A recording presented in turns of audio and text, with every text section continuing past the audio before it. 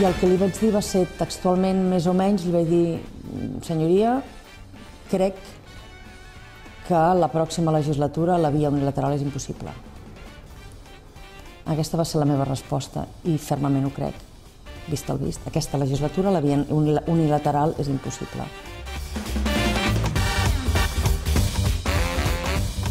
Bueno, aquí estamos en el Catálogo. Muy buenas noches, ya son las 10 de la noche, ya lo han visto. Es una nueva declaración de un destacado separatista, miembro, ya se me ha pegado lo de Viviana Ido, por Dios. Miembro de la mesa del Parlamento, que declaró la semana pasada ante el Tribunal Supremo. Y que ahora, y el ahora es importantísimo, el ahora, el momento es importante. Dice que nada de nada. Que otra vez, un miembro más que dice que no hay estructuras de Estado, que no hay una mayoría social suficiente, que si no contaban con la respuesta del Estado. Bueno, ellos dicen la violencia del Estado en su permanente perversión, digamos, del lenguaje. Pero entonces yo me pregunto, ¿qué es lo que esperaban? Que España, que un Estado se quedara de brazos cruzados viendo como una minoría de catalanes, porque no son mayoría, son minoría, independentistas todos ellos, decidiera el futuro de todo un país llamado España. ¿Qué nación del mundo lo iba a permitir? Bueno, el caso es que cada vez, como les digo, son más miembros del separatismo catalán que se bajan del barco. Hoy van a ver, por cierto, cómo en 2012 Artur Mas reconocía que no tenía sentido pedir la independencia, porque en Europa ya nadie la estaba pidiendo, ya que íbamos a menos soberanía de las naciones y más poder para Europa. Hablaba de interdependencia. Quizás por ello, por el hecho de que tiene que pagar más de 5 millones de fianzas por la organización del referéndum del 9 de noviembre de 2014, anoche se lavaba las manos, se desvinculaba del proceso separatista, asegurando que él solo tenía responsabilidades en el proceso hasta que dio el relevo a Puigdemont en enero de 2016. Enseguida vamos a escuchar estas declaraciones sorprendentes, cuanto menos, de Artur Mas. Esto lo dice, insisto, el artífice de todo este disparate, el que a comienzos de la década, del año 2000, decía que no era independentista, el que mintió años después a todos los catalanes, el que organizó el 9 de noviembre del 14, el que dimitió para permitir que gobernara un partido con la CUP, el que se fue del gobierno, pero ha estado día y noche asesorando a Carles Puigdemont. Quizá por ello, por esta especie de cobardía, Oriol Junqueras ha explicado hoy en una carta de 3 páginas que Esquerra Republicana se va a presentar finalmente en solitario a las elecciones.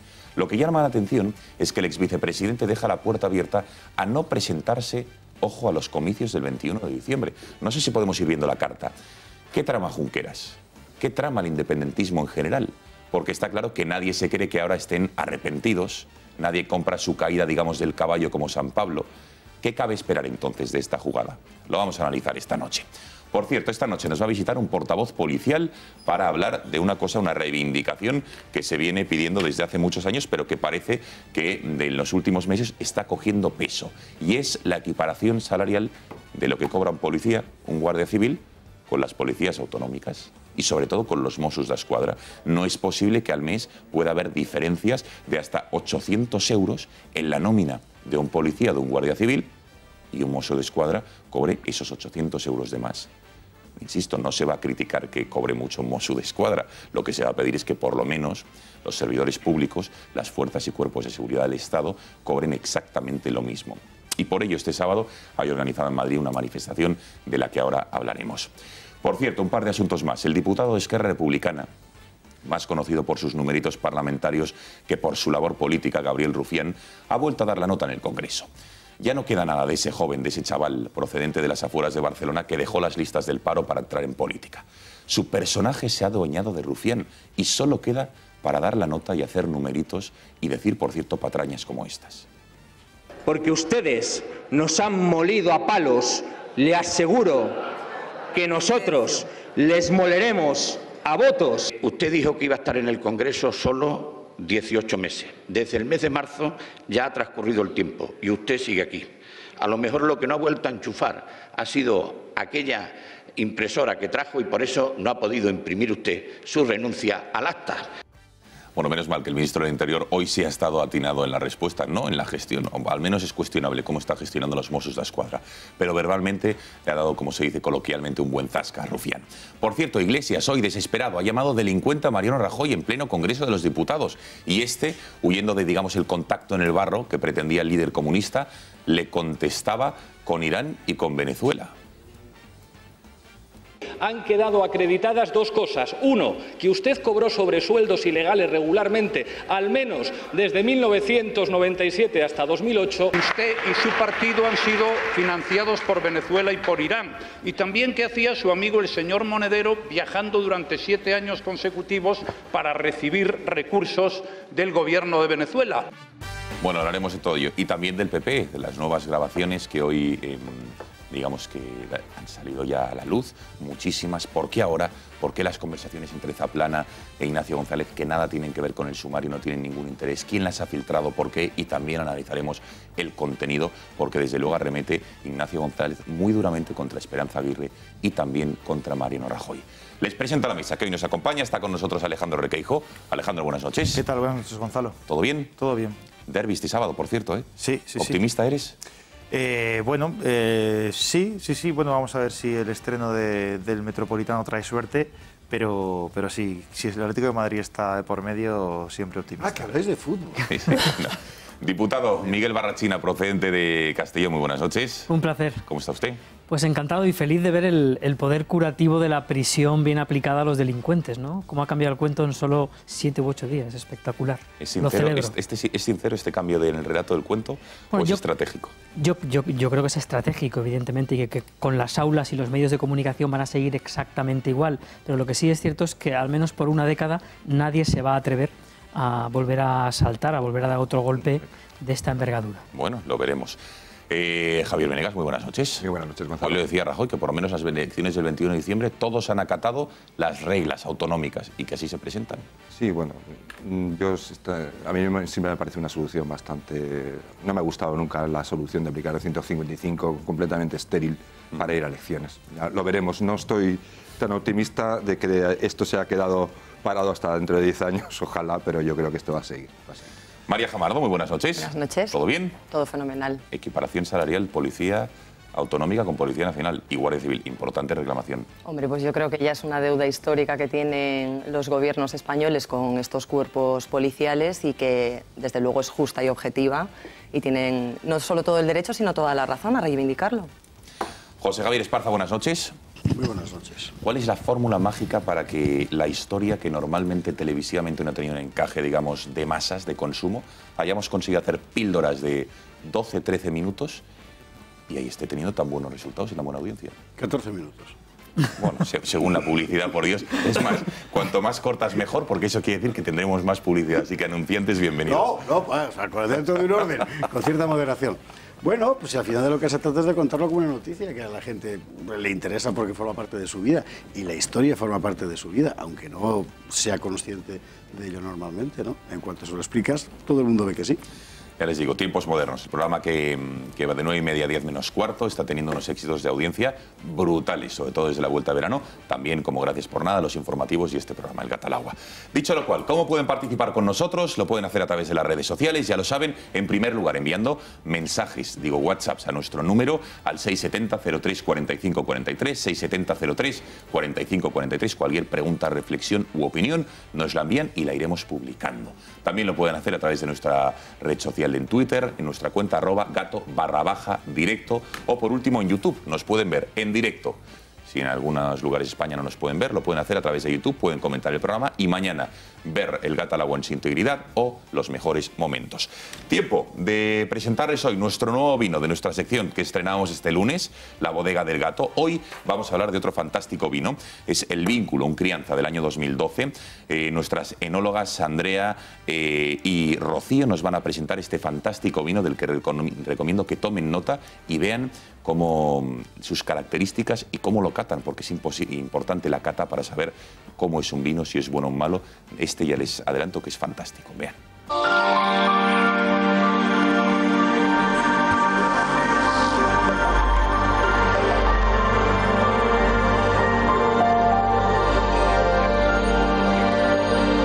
Buenas noches a todos. Somos Rocío García Francoy y Andrea Cerezo y vamos a estar aquí, como cada noche, presentando La Bodega del Gato.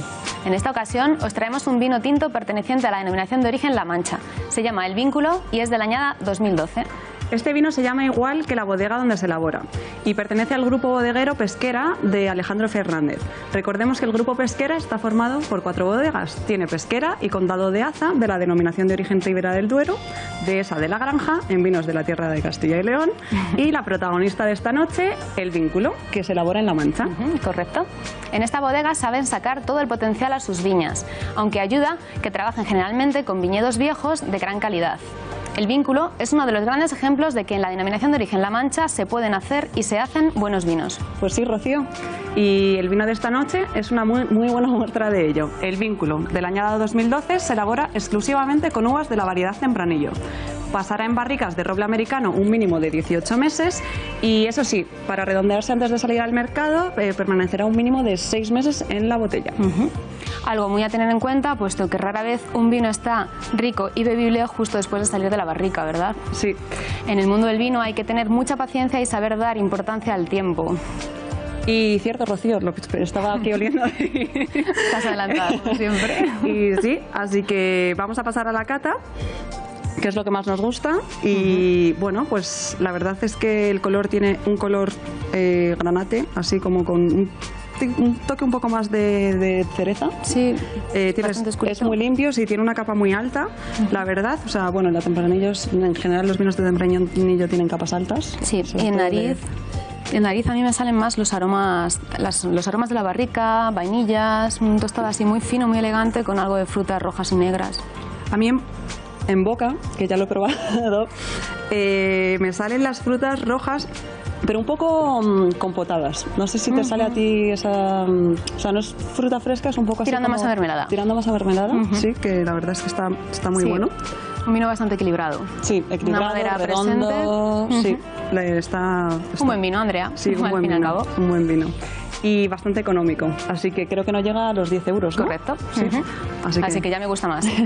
Recordemos, la bodega del Vínculo se encuentra en Campo de Criptana, Ciudad Real, por lo que es muy buena opción para hacer una escapada y visitarla. Con la riqueza vitivinícola que tenemos hay que fomentar un poco más el enoturismo en este país. Pues sí, la verdad, porque hay sitios preciosos y nada, pero hasta aquí ya nos marchamos y no sin antes recordar el vino que hemos catado esta noche, el Vínculo, una crianza del 2012 de Bodegas El Vínculo, de la denominación de origen La Mancha. Y como siempre, no olvidéis que el vino, con moderación, es salud, placer y cultura.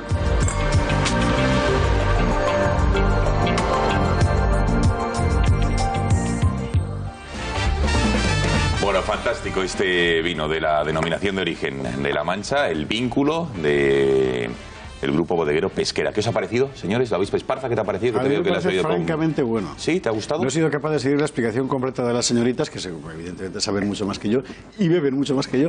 Bueno, por lo menos catan mucho más que yo, pero el vino está francamente bien. ¿Sí? Le falta el jamón, que no sé por qué no lo has traído. Jamardo, te he visto disfrutarlo especialmente. ¿Qué te ha parecido? Sí. Nada, estaba buscando el aroma vainilla, pero todavía no lo he encontrado. ¿No? Luego bueno, sigue oliendo, pero vamos, está bueno, ¿no? ¿Os ha gustado? Sí, y el aroma de vainilla está ahí.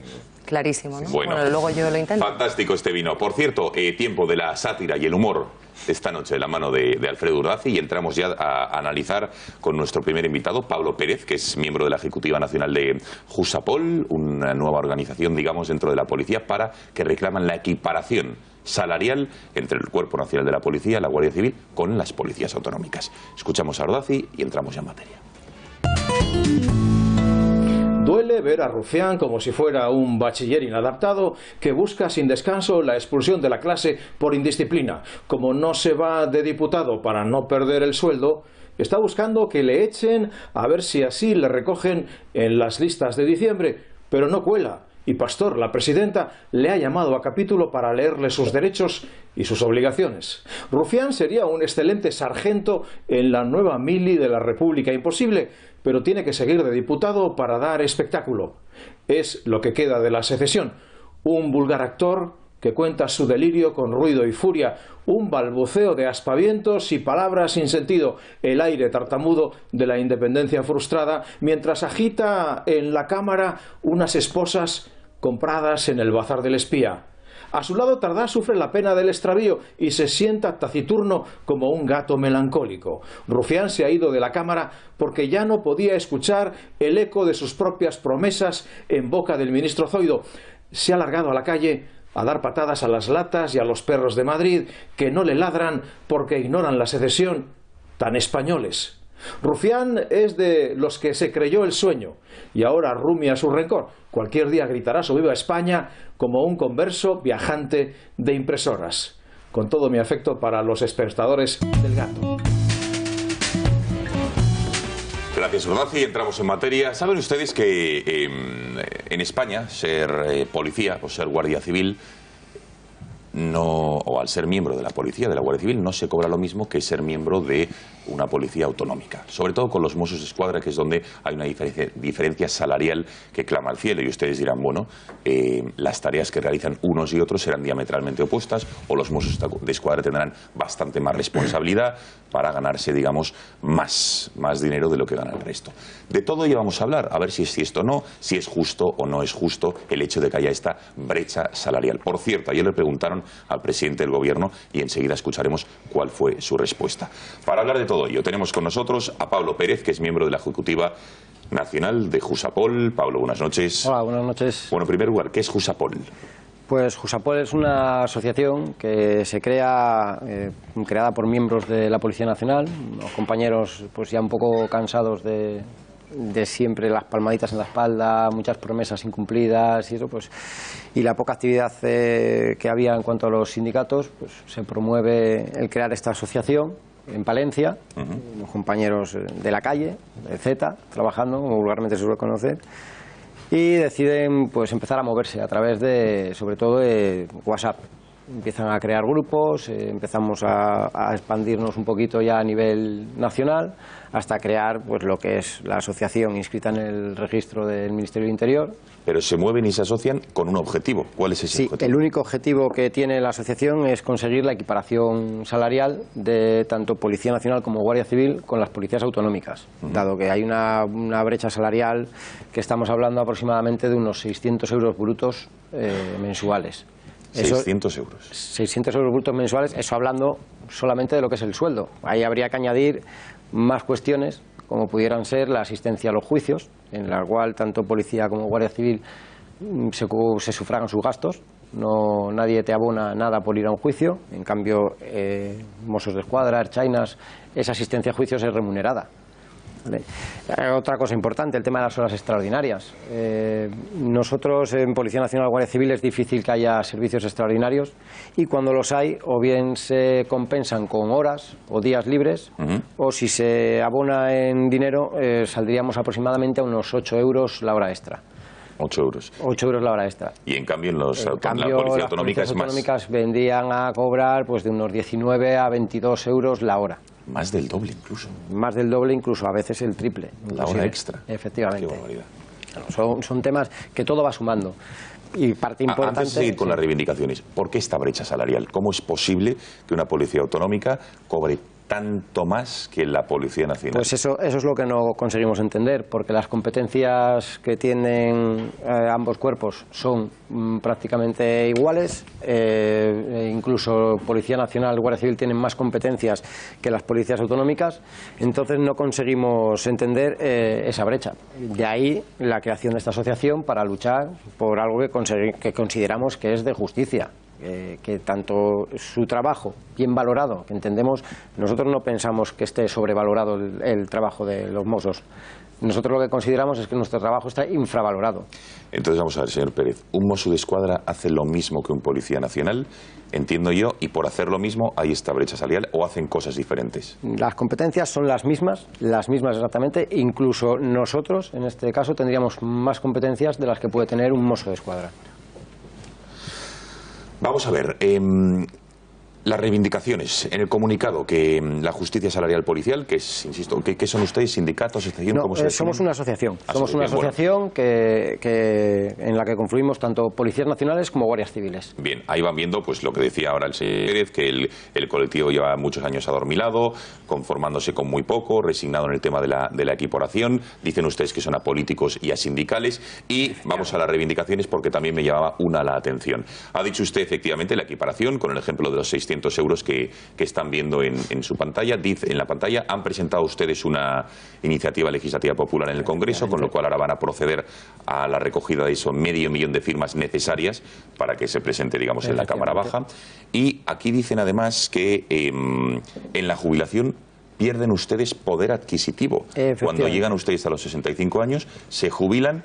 ¿Qué pasa con un Mossos d'Esquadra cuando se jubila y qué pasa con un policía nacional? Pues la diferencia de los 600 euros brutos que hablábamos anteriormente viene a ser la misma, incluso más, cuando pasamos a jubilarnos, ya que Policía Nacional nosotros cotizamos por derechos pasivos. ¿Eso qué quiere decir? No cotizamos a la Seguridad Social de la misma forma. Entonces, al jubilarnos, perdemos ciertos complementos de la paga. Un policía nacional con 40, 42 años de servicio, ahora mismo jubilado, me estaría rondando entre los 1.350 y 1.400 euros. En cambio, un mozo con los mismos años cotizados estaría rondando los 1.900, 2.000 euros.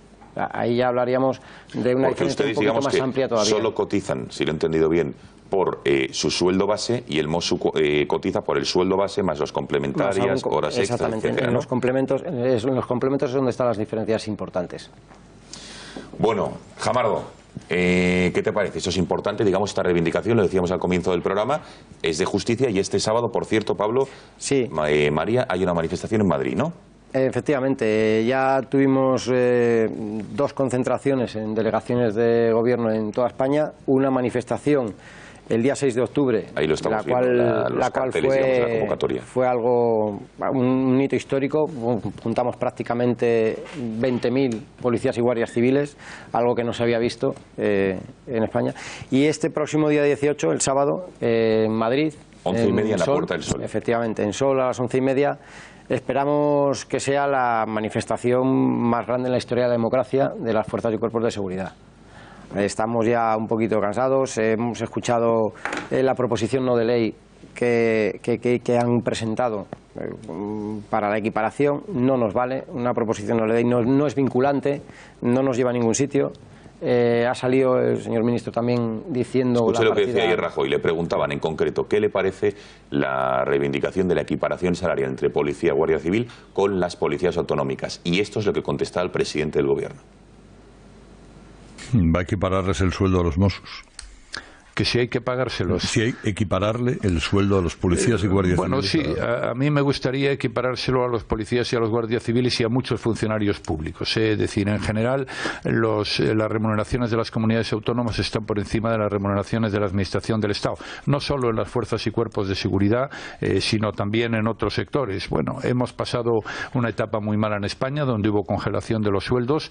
Han sido 5 años de crecimiento negativo, perdiendo mucha recaudación, pero desde luego está en el interés del gobierno el hacer justicia y que estas cosas se vayan resolviendo poco a poco. ¿Qué le parece? ¿Se queda más tranquilo después de escuchar al presidente? Pues no, porque en 2009 tenemos un vídeo que está funcionando por las redes sociales en el que Mariano Rajoy en su programa electoral prometió la equiparación salarial de la Policía Nacional y la Guardia Civil con los Mossos en el 2009. Yo, con respecto al 2009, estoy ganando menos ahora que en aquella época. ¿Qué me dice? Ahora que imagínese la equiparación por donde ha venido. María. Bueno, yo creo que Pablo lo ha explicado muy bien, ¿no? Es una reivindicación que lleva muchísimos años sobre la mesa, pero que nadie se atreve a ejecutar. Y lo que es más agravante o lo que es más gravoso es el hecho de que ya los cuerpos policiales de competencias delegadas, que ese es otro debate que tendríamos que tener, si es necesario delegar esas competencias a cuerpos paralelos, ¿no?, en lo que es la seguridad del Estado, porque ya hemos visto los problemas de coordinación y las insubordinaciones en los últimos meses con todo el tema del procés en Cataluña, cómo los Mossos se han convertido en una policía política, pero al margen de esas consideraciones y de lo que se concibe como lealtad, ¿no?, al ejercicio de sus funciones, datos curiosos. Un comisario, por ejemplo, de los Mossos está cobrando aproximadamente un sueldo de unos 5.500 euros, mientras un comisario de la Policía Nacional 3.100. Entonces tampoco se entiende muy bien cómo hay esos intervalos y esos saltos, y cómo desde 1992, que ya en la época de los Juegos Olímpicos se promovió una cierta movilización, bueno, pues aprovechando la peculiaridad de los Juegos Olímpicos y el despliegue de seguridad que ello implica, pues ya se promovió, se hizo una promesa que ha caído en saco roto, y es lógico y comprensible que los profesionales de la seguridad pública, que se están jugando el tipo todos los días y que están desarrollando las mismas funciones que sus compañeros, ¿no?, de las autonómicas, de la Foral de Navarra, de los Ertzainas, de las adscritas o de los Mossos, pues evidentemente exijan cobrar lo mismo. Requeijo, experto en interior, esto lo has seguido de cerca, ¿qué te parece? Pues creo que es un debate muy complejo y yo creo que es un debate que acepta además bastantes matices. Es decir, me parece, señor Pérez, y seguro que va a entender a lo que me refiero, me parece muy complicado de entrada hacer esa comparación de policías 1.400, Mossos 2.000, es decir, 600 euros de diferencia, porque es verdad que si hablamos de equiparación, probablemente donde haya que equiparar en un primer momento sea incluso dentro de la propia policía. Es decir, no es lo mismo un policía que está destinado en el País Vasco, que todavía pueda cobrar esos 600 euros heredados de la época de la peligrosidad de ETA, o los más de 20.000 que están en Madrid y que cobran un suplemento también de 150. Lo apuntaba usted al principio y es verdad que incluso dentro de la propia policía habría que hacer un encaje antes de probablemente plantear la equiparación con los Mossos de Escuadra.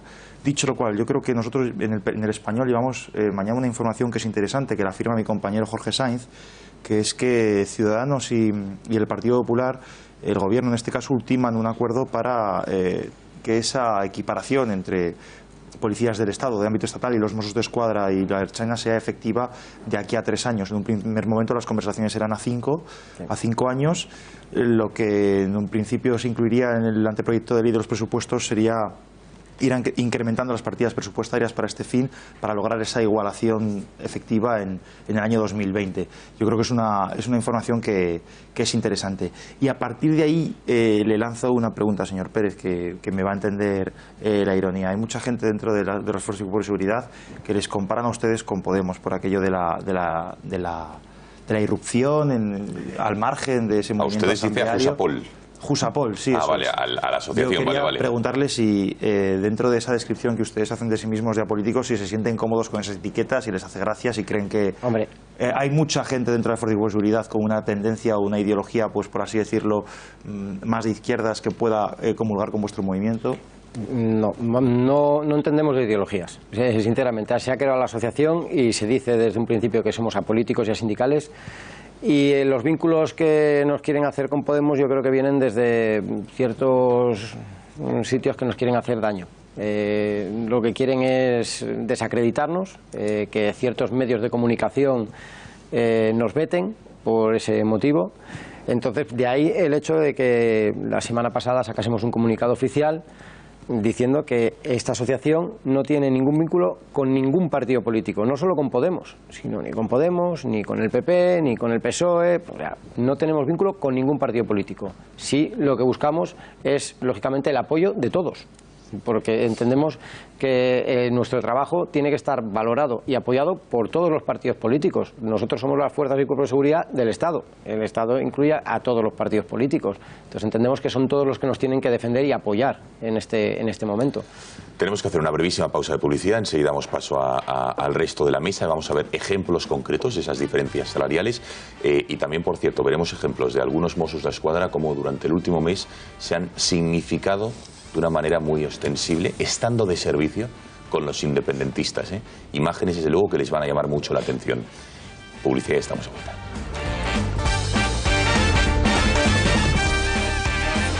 Les presentamos el reloj homenaje a los GRS de la Guardia Civil, una edición exclusiva y limitada con el emblema de la Guardia Civil grabado en la esfera y en la parte trasera su lema: el honor es mi divisa. Un impresionante cronógrafo de cuarzo de alta precisión diseñado por los GRS para ser operativo en su día a día.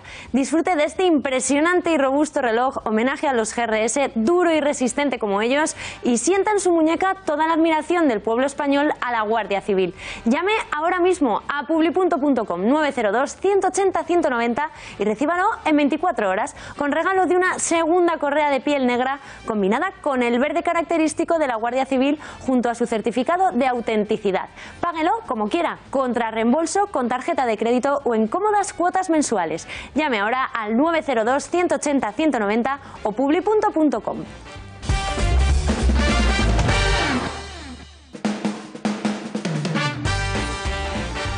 Si tiene un problema jurídico y ha perdido la confianza en los abogados porque cree que no defiende sus intereses, póngase en contacto con Are2 Abogados, empresa de abogados dirigida por la doctora en Derecho, abogada y abogada Rotal, doña María Jesús Barreñada, empresa galardonada con el Premio a la Excelencia Profesional. En Are2 Abogados defienden sus derechos, financian sus procedimientos, su problema jurídico lo hacen suyo y se lo resuelven. Con 24 años de experiencia, Are2 Abogados son tus abogados de confianza. 10:37 de la noche, aquí seguimos en el catálogo analizando esa diferencias salariales que hay entre la Policía Nacional y la Guardia Civil con diferentes cuerpos autonómicos. Venga, diputado Barrachina, ¿cómo ve usted desde su partido? Bueno, a mí me parece bien, de hecho, si hoy disfrutamos España de una democracia es por el esfuerzo y el sacrificio de policías nacionales y de guardias civiles y su entrega, ¿no? Y yo creo que se debe proceder a una equiparación. Es verdad que no es un problema sencillo. Primero hace falta dinero, después es cierto, y el relato que hacían de los sueldos públicos, policías y guardias civiles han vivido el mismo que el resto de los 3 millones de empleados públicos. Bajada de un 5% en 2010, gobernaba todavía el Partido Socialista, aunque has hecho la referencia a la promesa de Rajoy del 2009, y luego congelación hasta que los 2 últimos años ha subido un 1 y un 1%. ¿Qué es lo que puede hacer el Gobierno ya? Es decir, ¿cuál es el texto que había preparado en el presupuesto del Estado y que de hecho conocen los miembros de la Comisión de Interior? Pues ya habían partidas con 2 direcciones. Bueno, primero el reconocimiento, que no había existido, de que hay que proceder a una equiparación porque ha habido un crecimiento muy por encima de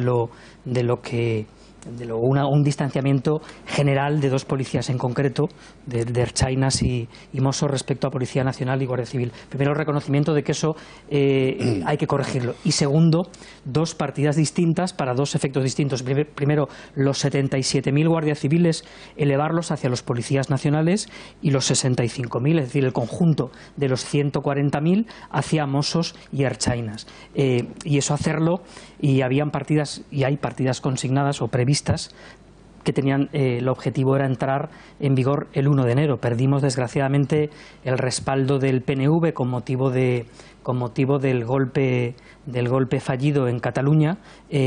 A día de hoy no se han avenido.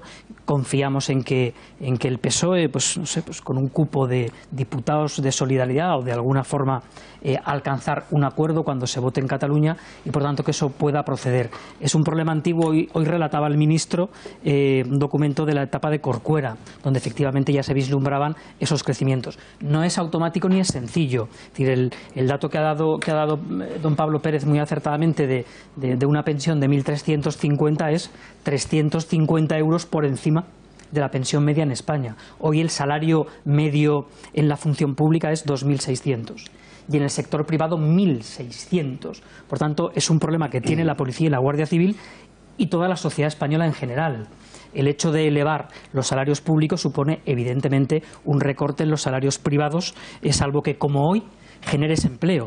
Generando España 500.000 de empleos al año, se puede permitir elevaciones. Y por tanto habrían 2 elevaciones sobre un tercer crecimiento que estaba siendo pactado con todos los sindicatos, que era subir entre un 5,5% y un 7,5% a los 3 millones de empleados públicos en 3 años. Y sobre eso, los 2 crecimientos que se comentaron, que anunció el ministro de Interior. Esparza y Javier.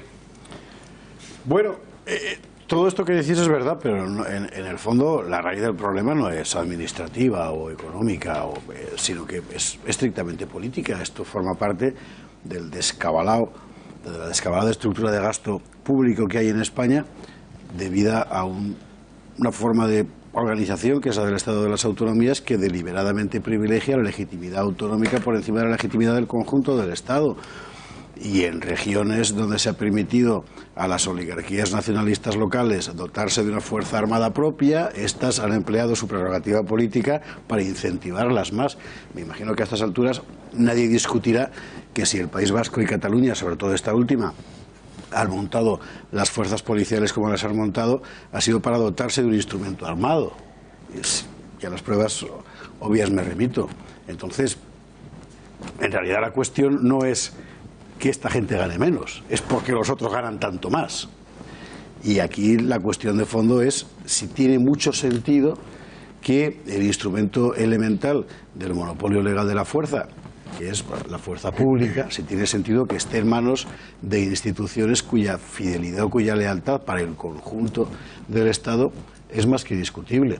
Sé que es un elemento distinto al de la reivindicación salarial, por supuesto, pero me parece que es la cuestión de fondo. Es decir, si los ertzañas y los Mossos de Escuadra están tan ostensiblemente privilegiados, no es por razones, como decir, de cálculo salarial, es por razones de objetivo político evidente. Por cierto, esto habla muy mal de un Estado que a su instrumento armado lo ha tenido como lo ha tenido, arrumbado. Yo he visto cuarteles de Guardia Civil en mi pueblo, las caras cuartel. O sea, da asco, es terrible. No es solo el salario, es todo lo demás. Las condiciones. Sí, claro. Entonces, España tiene un problema muy serio. Y es que es un Estado que a sí mismo se desprecia y que pone toda la carne en el asador de las comunidades autónomas. Creo que ha sido hoy cuando Susana Díaz ha anunciado el lanzamiento de ¿cuántos? 32.000 nuevos puestos de trabajo público, de funcionariado. O sea, esto es una locura. Entonces, al final el problema es que esta gente hay que arbitrarle 500 millones de euros más y es muy complicado sacarlo de no sé dónde porque va a repercutir en el esfuerzo privado. Sí, y lo de Susana Díaz no, también. Y el FLA de Cataluña también. Entonces, ¿en qué estamos? Estamos en un Estado que es incapaz de gobernarse porque falta criterio político de Estado. Solo hay criterio político autonómico. Y eso es una auténtica calamidad, que es la que nos está llevando. Hay que mirar las cifras del déficit público, de la deuda pública, etcétera. O sea, somos una catástrofe. Venegas. A mí me ha llamado la atención sobre todo un dato. ¿Cómo es posible que un comisario de los Mozos gane 5.000 euros al mes? Es decir, me parece absolutamente escandaloso. En España. Me hace un salario completamente fuera de la regla y de la medida proporcional que existe, digamos, tal cual está la economía española, tal cual viven las personas hoy en España, sean funcionarios... No es España, Javier. Es que no es España. Es que ya. Para ellos no es España. Claro, ahí estamos. Pero lo financian los españoles. Por supuesto. Quiero decir que al final estamos en lo de siempre, ¿sabes? O sea, no es España, pero lo financiamos los españoles. Si os deja el jefe. Ya, perdón. Pero quiero decir que me parece absolutamente una locura. Es decir, cualquiera que esté en la calle, en el sector privado, sabe cómo están las cosas, sabe que lo que es tener ya un empleo con un contrato fijo es una cosa casi ya del pasado, que empieza a ser algo del pasado. En el periodismo lo sabe la gente muy bien porque se va a tener que empezar a pensar y a darse cuenta de que el periodista, por ejemplo, nómina es una especie de extinguir, o sea, aquí la mayoría ya empiezan a ser freelance, sí. Es decir, y eso en general es algo que se está trasladando a la sociedad española en su conjunto. Es decir, evidentemente aquí estamos hablando de una cuestión muy sensible y especialmente interesante y grave para mí, que es la cuestión de la seguridad. En la seguridad evidentemente hay que estar dentro de unos mínimos, de unos márgenes mínimos, y no se puede mandar a una persona, a un profesional, a jugarse la vida, a velar por tu seguridad, no solo mal pagado, sino igual teniéndose que comprar el chaleco antibalas a medias con un compañero o cualquier cosa, o ir en un coche patrulla pues que tiene los avisadores de las pastillas de freno chillando, o cosas de este tipo que son verdaderamente tercermundistas. Si se tiene una policía se tiene bien, si se tiene un ejército se le tiene bien. Ahora bien, eso es una cuestión que hay que ir a esa medida, pero estoy de acuerdo con Esparza. Es decir, quizá equipararlo con esa especie de guardia de corps que han creado las comunidades autónomas está fuera completamente de la realidad. Yo ya lo digo, está completamente fuera de la realidad. Hay un precedente. ¿Alguna reflexión más, Pablo? No, en relación a lo que decía Barrachina, con respecto a las partidas presupuestarias de las que hablaba, se ha hablado mucho de la partida de 80 millones de euros que había dicho el señor Zoido. Eso supondría una subida... Él ha dicho 80 millones de euros. 80 millones de euros. ¿Pero lo ha dicho él? Es que él dice que nunca han hablado de partidas. Pues eso es de lo que se ha hablado, y una partida de 80 millones de euros supondría 25 euros aproximadamente en la nómina de cada funcionario de policía. Sí, pero como Guardia es Civil. Que verificad que eso lo ha dicho el ministro, porque el ministro dice que no ha hecho referencias. No ha hecho referencia a ninguna cifra, ¿no? Bueno, pregunto. Sí, no dice que no. Yo lo que había oído es lo de un periodo de 3, 4 o 5 años, es decir, que en esta legislatura podría quedar casi resuelto. Que además tiene una paradoja, y es que al final... Pero con esa cantidad no, debía ser una cantidad... Debía ser una cantidad muy superior a esa. Bueno, estaremos muy atentos. Sábado, como les digo, 12:30, Puerta del Sol. 11:30. 11:30. Vamos a ver esa convocatoria, ese cartel, a ver si lo podemos ver en la Puerta del Sol en Madrid para la equiparación de una cosa que es de justicia, ¿no? La equiparación salarial, una cosa o una injusticia que no debería haberse producido en ninguno de los casos. Pablo Pérez, muchísimas gracias por haber estado esta noche en El Gato. Muchas gracias a vosotros por darnos la oportunidad de plantear nuestras reivindicaciones. Claro que sí. Bueno, gracias y muy buenas noches. Bueno, vamos a seguir hablando, en este caso, de los Mossos d'Esquadra. ¿Por qué? Porque hoy, OK Diario, Carlos Cuesta, publicaba algunos vídeos, informaciones que llaman realmente la atención. Cómo, digamos, se abrazaban y besaban muchísimos ciudadanos el día 1 de octubre con los Mossos d'Esquadra. Carlos Cuesta, buenas noches. Muy buenas, Gonzalo, ¿qué tal? Bueno, como auténticos héroes, me atrevería a decir que se trató a los Mossos d'Esquadra en diferentes momentos aquel domingo 1 de octubre, ¿no?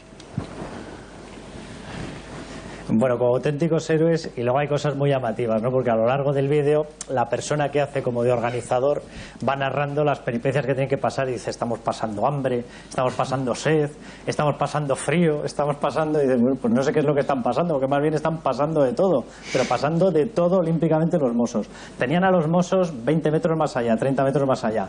Al inicio del vídeo se les ve cómo se acercan, cómo hablan con el organizador de la votación. Ahí no pasa nada, empiezan a describir cómo va a ser toda la forma de tramitar los votos, de llevar las urnas, de no llevarlas. Están los Mossos en medio, a risa partida. Bueno, acaban directamente la jornada gritando: viva los Mossos nos han defendido.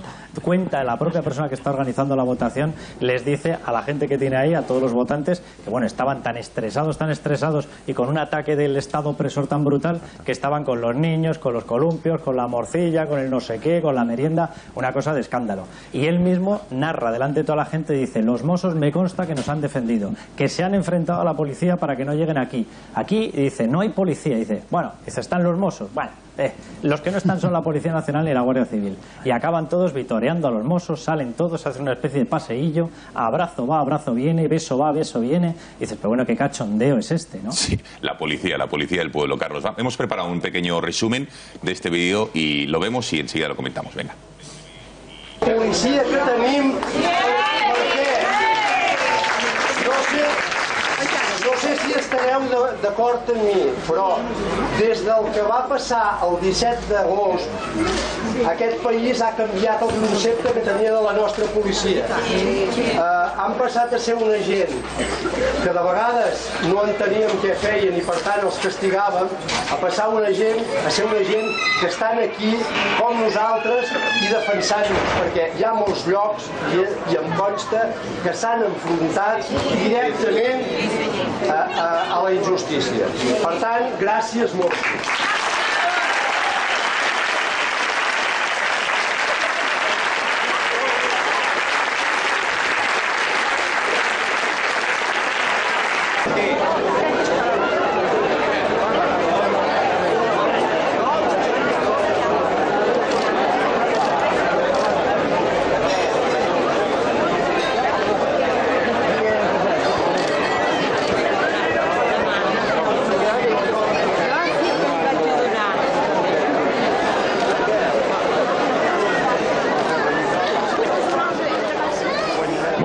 Estas imágenes que hemos visto y sobre todo el speech de este señor, al final lo que ha quedado es los Mossos como la policía del pueblo, la policía que está con la gente, pero por contra la Policía Nacional y la Guardia Civil como los malos, los opresores, y luego por eso tuvieron toda esa campaña de acoso las semanas venideras, ¿no?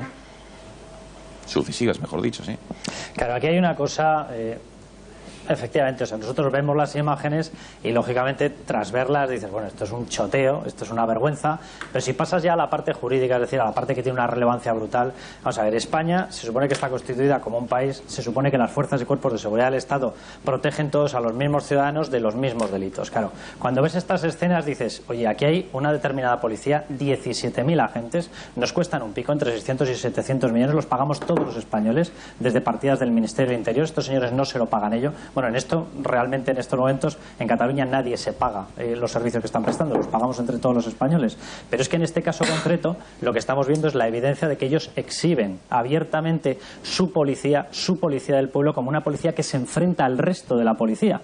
Y dices, espera, para el carro, ¿de qué estamos hablando? Es decir, tenemos constituida una policía autonómica que ya no solamente es que no persiga el delito, sino que impide que la Guardia Civil o la Policía Nacional persigan ese delito. Es decir, aquellas escenas famosas que ellos han divulgado internacionalmente y que le han hecho un daño a toda España brutal, estaban fabricadas en base a que determinados policías nacionales y guardias civiles, según decían ellos, dieron palizas, hicieron una labor puramente represiva frente al pueblo catalán. Bueno, lo que estamos comprobando en estos momentos, estas imágenes, para que os hagáis una idea, han sido trasladadas ya a la Audiencia Nacional. Estas, por cierto, por la información que nos llega a OK Diario, más identificaciones de 3.250 mossos concretos, con casos exactamente detallados, perfectamente detallados, en los cuales se les ve en esta actitud o peor incluso. Bueno, pues lo que estamos viendo es que esa policía no solamente es que no retirase las urnas, no solamente es que no actuase según el mandato del Tribunal Superior de Justicia de Cataluña, no, es que además de no hacerlo, estaba para protegerles, es decir, para impedir que el resto de policía que forman parte o tienen que formar del mismo cuerpo, fuerzas y cuerpos de seguridad del Estado, resulta que para lo que estaban los Mossos era para impedirles. De hecho, en una de las partes, cuando él alude a esta historia, y lo dice abiertamente el organizador del centro, dice, no, están defendiéndonos. Es decir, estamos seguros porque están los Mossos. Y dices, o sea, esto es el mundo al revés, esto es de locos. Estamos pagando una policía para que esa policía sea cómplice del golpismo. ¿Eso es lo que estamos haciendo con los Mossos? Claro. Ahora vamos a ver otro ejemplo, Carlos, si te parece. Asedio, digamos, que se intentaba hacer a una sede del Partido Popular, estaban los manifestantes, estaban supuestamente los Mossos que tenían que impedir que traspasasen, y van a ver cómo los Mossos, digamos, en momentos aplauden al son de los cánticos de los manifestantes, e incluso uno de ellos llega a sacar la mano y extender los 4 dedos en símbolo de las cuatro barras. Vamos a verlo.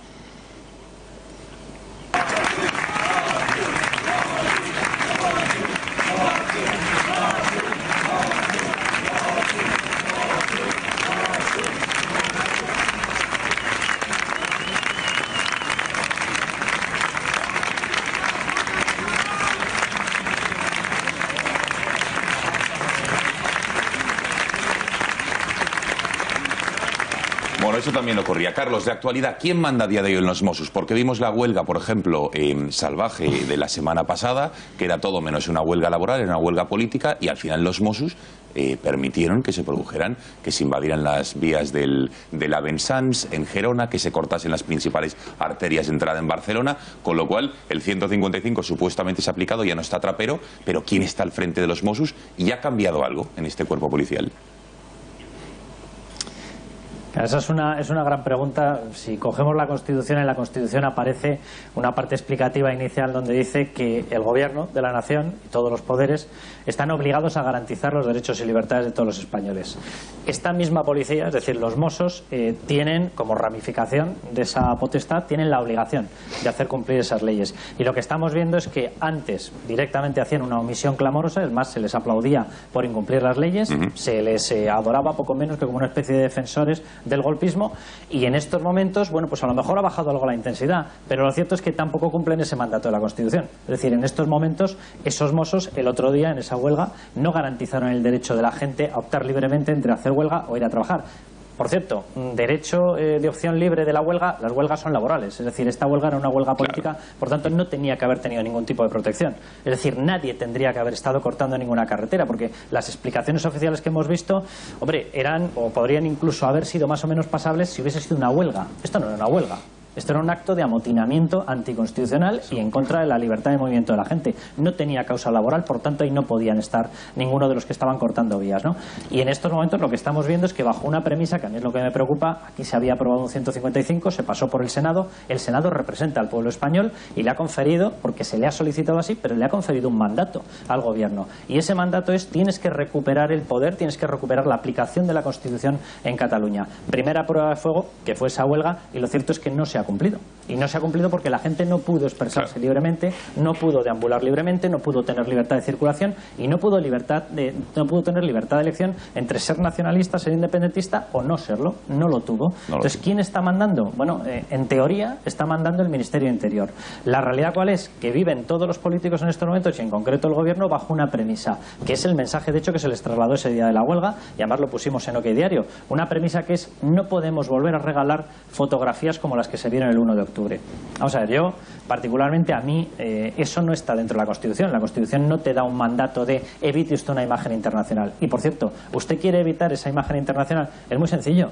Prepare precisamente un contingente de prensa, un contingente de medios, un contingente de imágenes para mostrar la verdad y la realidad. Y porque cuiden la realidad imagen, es que por claro, culpa de los Mossos, aquel día Efectivamente, aquel día, por culpa de esos Mossos y por culpa de que no estuvieron ayudados por 17.000 agentes que tenían esa obligación, la Guardia Civil y la Policía Nacional se tuvo que enfrentar a colectivos de personas que querían, uno, cumplir las normas y dos, no estaban dispuestos a acatar la autoridad de la policía. Esa fue la realidad. ¿Cuál es el problema? Que a partir de ahora, cada vez que se divulgue una imagen que va en contra de España, tenemos que someternos todos los demás a pisotear también la Constitución. Hombre, yo creo que esa no es la salida. La salida es aplicar la Constitución y si hay un problema de imagen, se aborda el problema de imagen. Queda clarísimo. Carlos Cuesta, adjunto al director de OK Diario. Bueno verte de nuevo en El Gato. Gracias y buenas noches. Un abrazo. Venga, buenas noches. Esparza, esto a lo mejor decías antes que era, digamos, una anomalía y que, digamos, el hecho de que los Mossos pudieran tener un sueldo tan desorbitado, si es que lo podemos decir así, era por algo, que no era casual, que no era meramente administrativo, y quizá eso produce cosas como las que estamos viendo.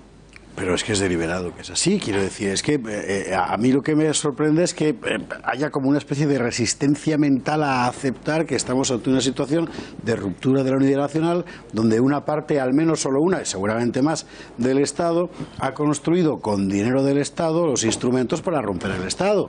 Y parte de esos instrumentos es una fuerza armada propia. Y una fuerza armada propia que conspira contra el Estado hay que eliminarla, y ya está. Hay que disolverla, y no hay más.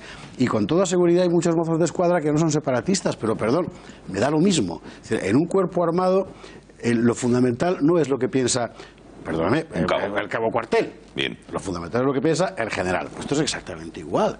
Entonces, si el Estado está pagando un cuerpo armado que participa en una conspiración contra el Estado, lo natural es deshacerlo. Si mañana una bandera de la Legión se pone, imagínate, se pone a conspirar contra la Constitución, lo lógico será, pues como ocurría con los tercios, disolver el tercio y a galeras claro.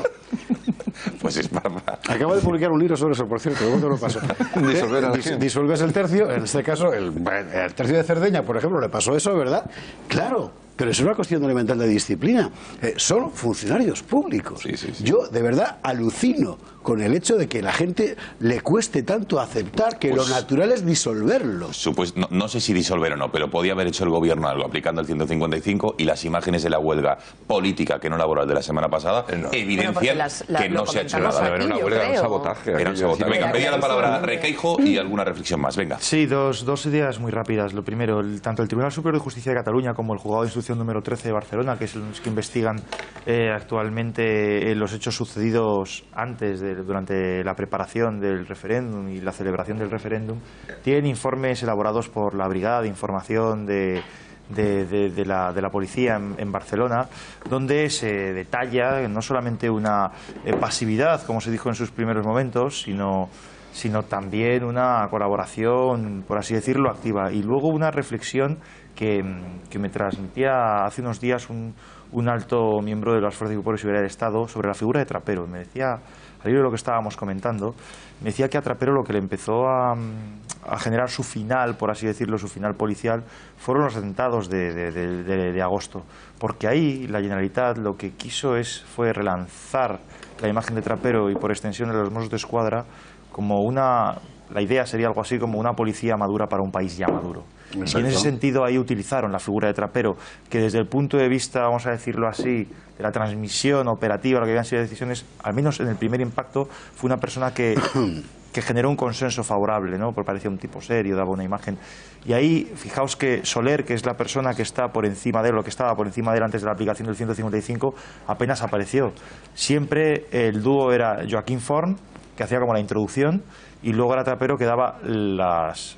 Sacas al héroe nacional de uniforme. Sacas al héroe nacional de uniforme, claro, para que la gente identifique, esta es nuestra fuerza armada. La idea, si no transmitía el otro día esa persona, me decía, quisieron hacer una imagen de una policía madura para un país maduro, y Trapero se lo creyó.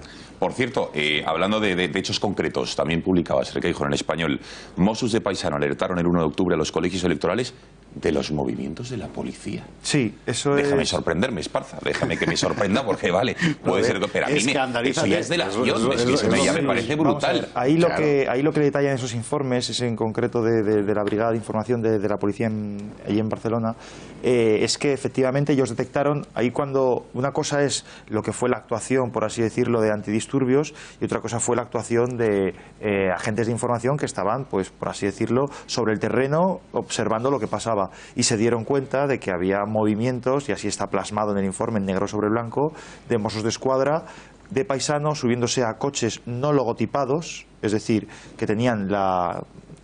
camuflados, vamos, de camuflaje. Son camuflados, efectivamente se dice no logotipados, pero que tienen la matrícula, corresponde a Presidencia de la Generalitat, y que hacían movimientos por colegios después de ver los movimientos que hacían las fuerzas y cuerpos de seguridad del Estado para avisarles de que vienen. Y detectaron cómo después de esos avisos, en esos colegios se hacían muros humanos para impedir la acción policial. ¿Alguna reflexión de Sí, bueno, es que estamos en la mitad del partido. Yo recuerdo cuando hablábamos de Junqueras y demás, que estaba todavía libre. Hoy están todos en la cárcel y los huidos acabarán también en la cárcel. Los Mossos, habrá muchos Mossos encarcelados porque han sido intervenidas todas las comisarías de los Mossos, registradas y requisada la información. Por tanto, el comportamiento delictivo que hemos visto en esas bochornosas imágenes de Mossos aplaudiendo a los golpistas tiene una responsabilidad penal.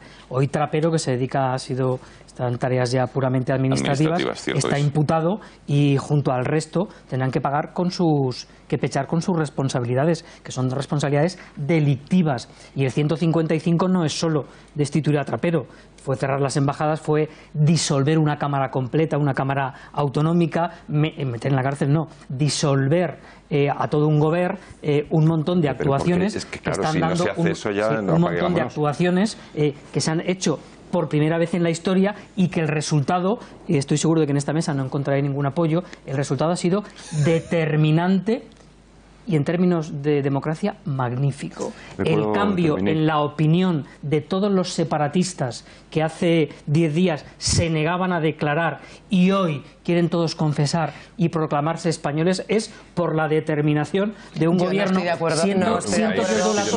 de un gobierno presidido por Mariano Rajoy con mayoría absoluta en el Senado. Me hubiese gustado, María, ver otro gobierno con otra mayoría absoluta en el Senado. Y que afortunadamente hemos tomado medidas que a muchos os gustaría que llevásemos la Legión y los tanques y demás, pero el tiempo...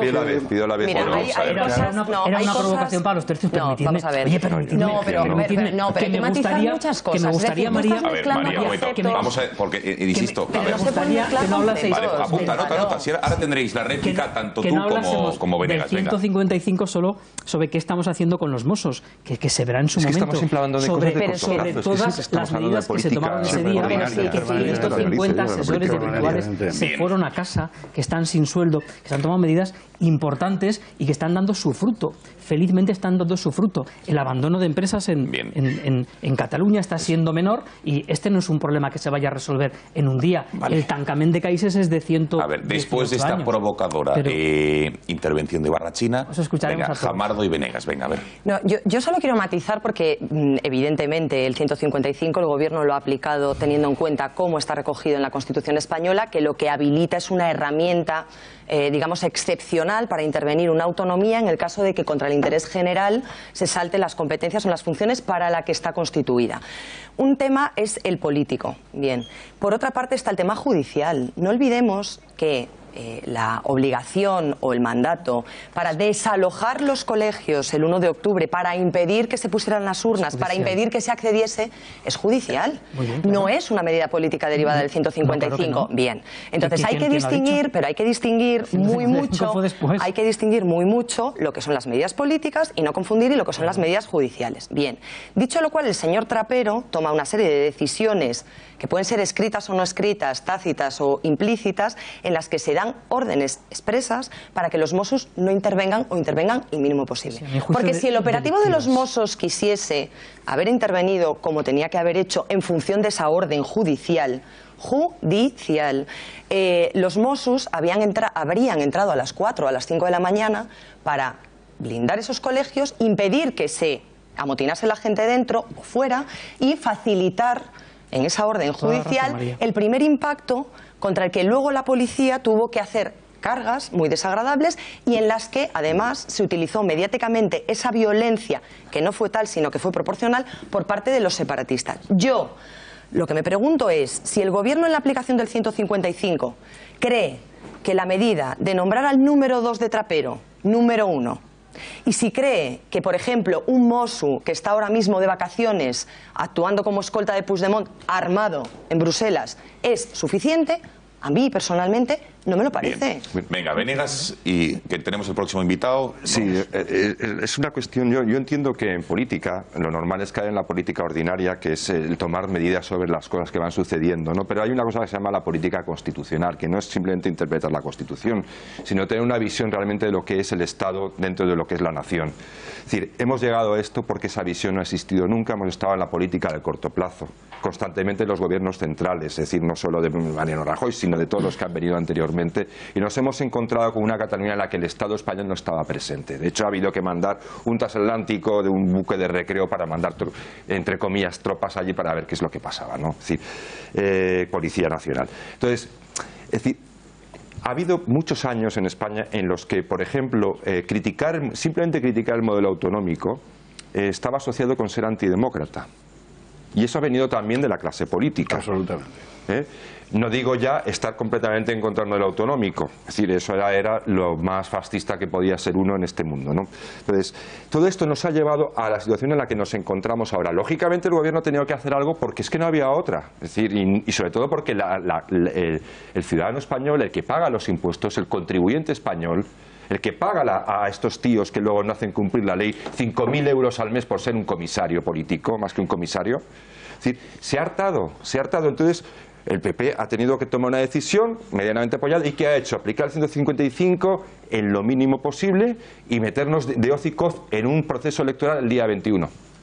Unas elecciones el día 21 de diciembre. Es decir, conclusión, todas estas pulsiones que estamos viendo sobre las que se ha construido esta especie de alucinación colectiva, que efectivamente no solo es en Cataluña, sino también en otras regiones de España, sigue latente, sigue perfectamente viva, y por más que los jueces empiecen a procesar a traperos, uno tras otro, esto va a seguir, porque ahora que estos señores que han estado trabajando en el largo plazo para tomar el control de las regiones, mientras que los gobiernos centrales han estado en el corto plazo, por una vez se habían encontrado en el corto ambos, es decir, se han chocado contra el Estado, que no ha tenido más remedio que aparecer. Y ha ocurrido que ahora, con el 21 de diciembre, volvemos a dejarles que ellos sigan en su política a largo plazo y nosotros volvemos a estar en el corto plazo con políticos mediocres, sinceramente. Bueno, señores, ya tenemos, nos está esperando desde Barcelona nuestro próximo invitado, porque atención, hoy conocíamos la noticia de que el turismo, digamos, en Barcelona, a ver si podemos ver a nuestro próximo invitado también, para ir viendo que ya nos está esperando en Barcelona, es un experto en turismo, porque ya les digo que en nuestro país en octubre se ha registrado una bajada en los hoteles, digamos, en Barcelona, normales, y una bajada superior en los, digamos, de gama alta. De todo ello, el turismo, si puede afectar, si puede haber un desvío del turismo, que Cataluña, saben ustedes que es un motor fundamental en la economía española como turismo, puede haber un desvío a otras regiones de nuestro país. De todo ello vamos a hablar con este experto a la vuelta de la publicidad. Hasta ahora.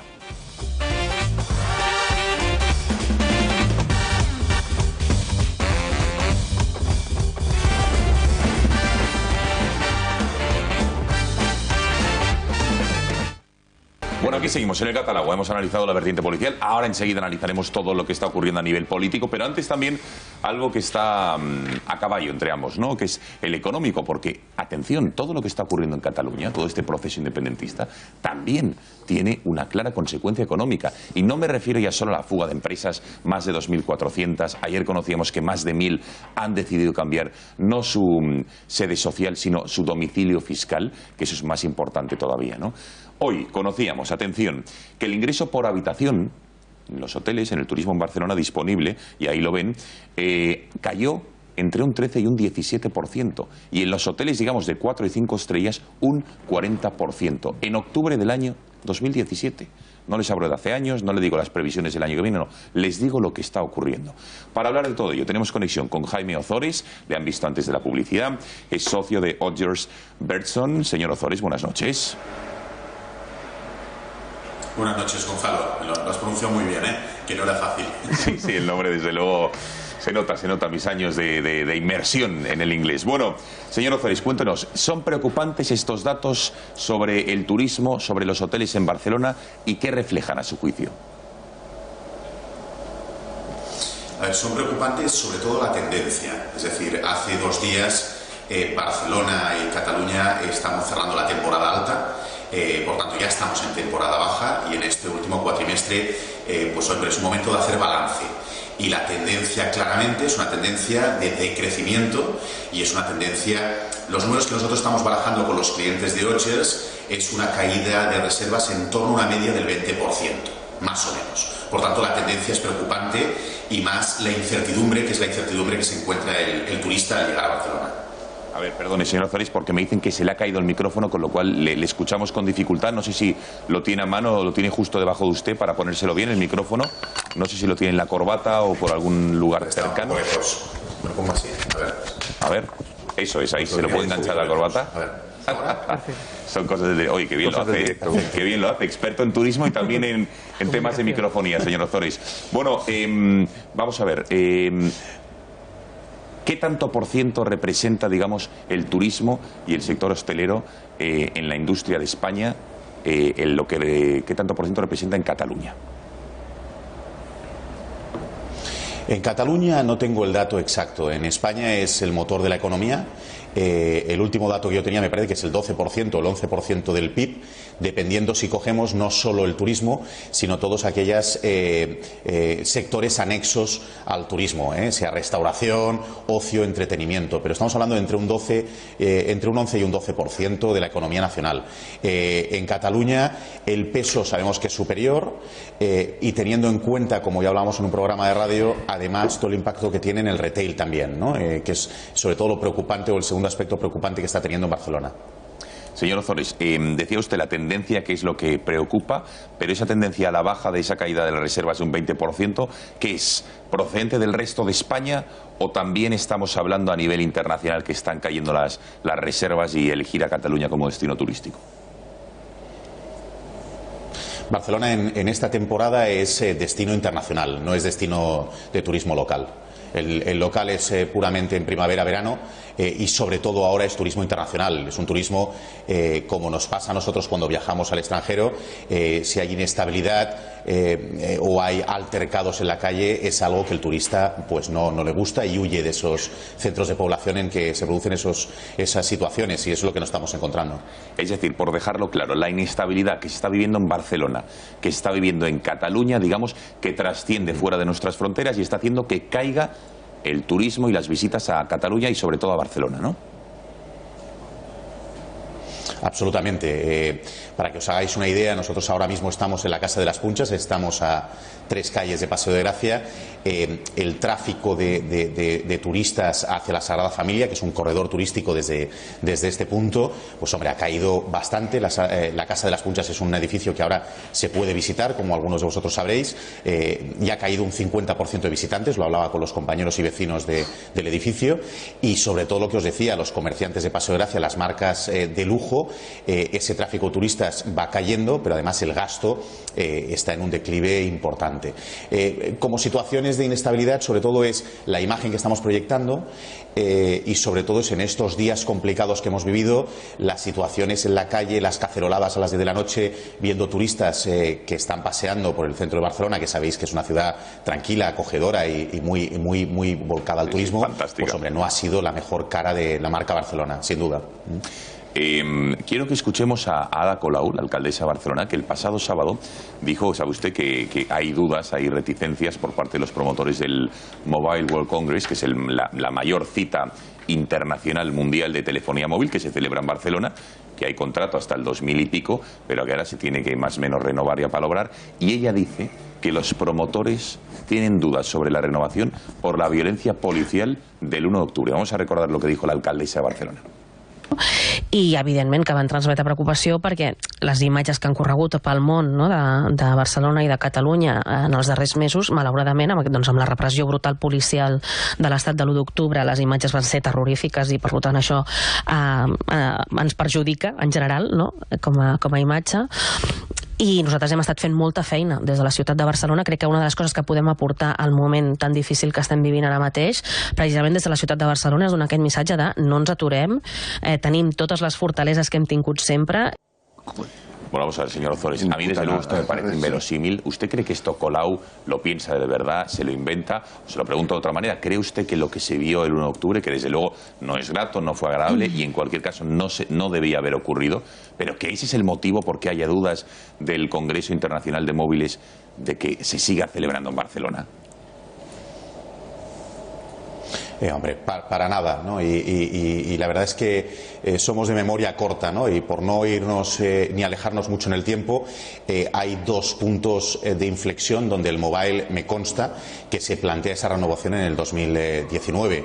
El primero es la intensa vaga de taxis que se vivió durante el Mobile World Congress el año pasado, si recordáis. Sí, una huelga brutal. Fue un boicot y una huelga brutal cuando es el momento en el que la ciudad no solo está en una ocupación hotelera de primer nivel, sino que el tránsito y el tráfico en la propia ciudad es elevadísimo, de todos esos directivos y profesionales del Mobile World Congress. Y el segundo, la imagen, si recordáis también previa al atentado en Barcelona, de antisistemas asaltando buses turísticos e intentando posicionar a Barcelona como una ciudad antiturista. Esos dos elementos, con los famosos rótulos del Tourist Go Home, ¿no? La turismofobia que se llegó a bautizar. Exacto. Exacto, recuerdo un artículo que salió en el The Economist después de todas esas situaciones donde destacaban qué estaba pasando en Barcelona, que tradicionalmente había sido una ciudad mediterránea muy acogedora desde la fundación, ¿no? Y realmente nos ha querido posicionar estos antisistemas realmente en ese punto, que para nada es el extendido en la ciudad de Barcelona ni en la población de Barcelona, para nada. Bueno, una última cuestión, señor Ozores. ¿Qué va a pasar? Dice usted que están cayendo las reservas de un 20% y ese 20% de reservas que no se están produciendo dejan de venir a España, se van a otras zonas de nuestra nación. ¿Qué es lo que ocurre? A lo mejor Baleares, Valencia, no sé. ¿Quién puede verse, digamos, beneficiado si es que alguien se beneficia y no deciden irse a otros países o no venir directamente? Sí, hoy en el Confidencial se publicaba que era Valencia uno de los destinos beneficiados. Lo que nosotros sabemos por nuestros clientes y nuestra especialización en el sector, sobre todo es Madrid la gran beneficiada. Es decir, el turista prefería posicionarse en España estando ubicado en Barcelona, sean los cruceristas y el resto de turismo internacional, y hacer pernoctaciones puntuales en Madrid, en Sevilla, en Granada, pero tener como base Barcelona. Lo que estamos viendo y lo que nos están contando nuestros clientes es que el polo se está moviendo hacia Madrid y por tanto prefiere el turista estar basado en la tranquilidad o en una capital como es Madrid y reducir a una o dos pernoctaciones con el AVE, que es cómodo y fácil, a Barcelona. Es decir, eso es el primer punto preocupante y realmente el gran beneficiado, o estamos viendo que uno de los beneficiados junto con Valencia de esta situación. Lo segundo, compartir contigo y con vosotros, Gonzalo, en el programa, que lo más preocupante y que vivimos durante prácticamente los 7 años de crisis en este sector y que impactó directamente en el sector turístico, no es tanto esa caída y ese porcentaje que estábamos hablando, porque seguramente lo recuperaremos, y también hemos tenido un turismo en su día prestado de todas las revoluciones del norte de África, sino sobre todo la caída del precio medio. Toma.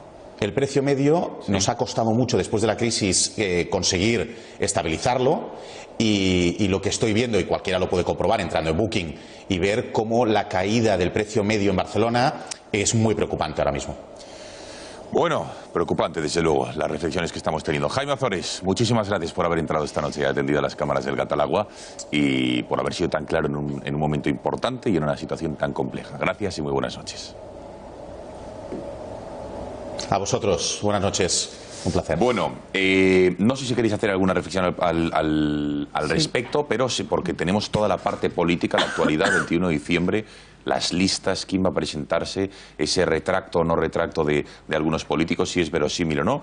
Venga, brevemente. Sí, manejaba el Ministerio que el aeropuerto del Prat, que era el aeropuerto de referencia que más estaba creciendo de Europa en este año, era el primero de Europa, había pasado de crecer a un 10% en septiembre a estancarse con un 0,1%.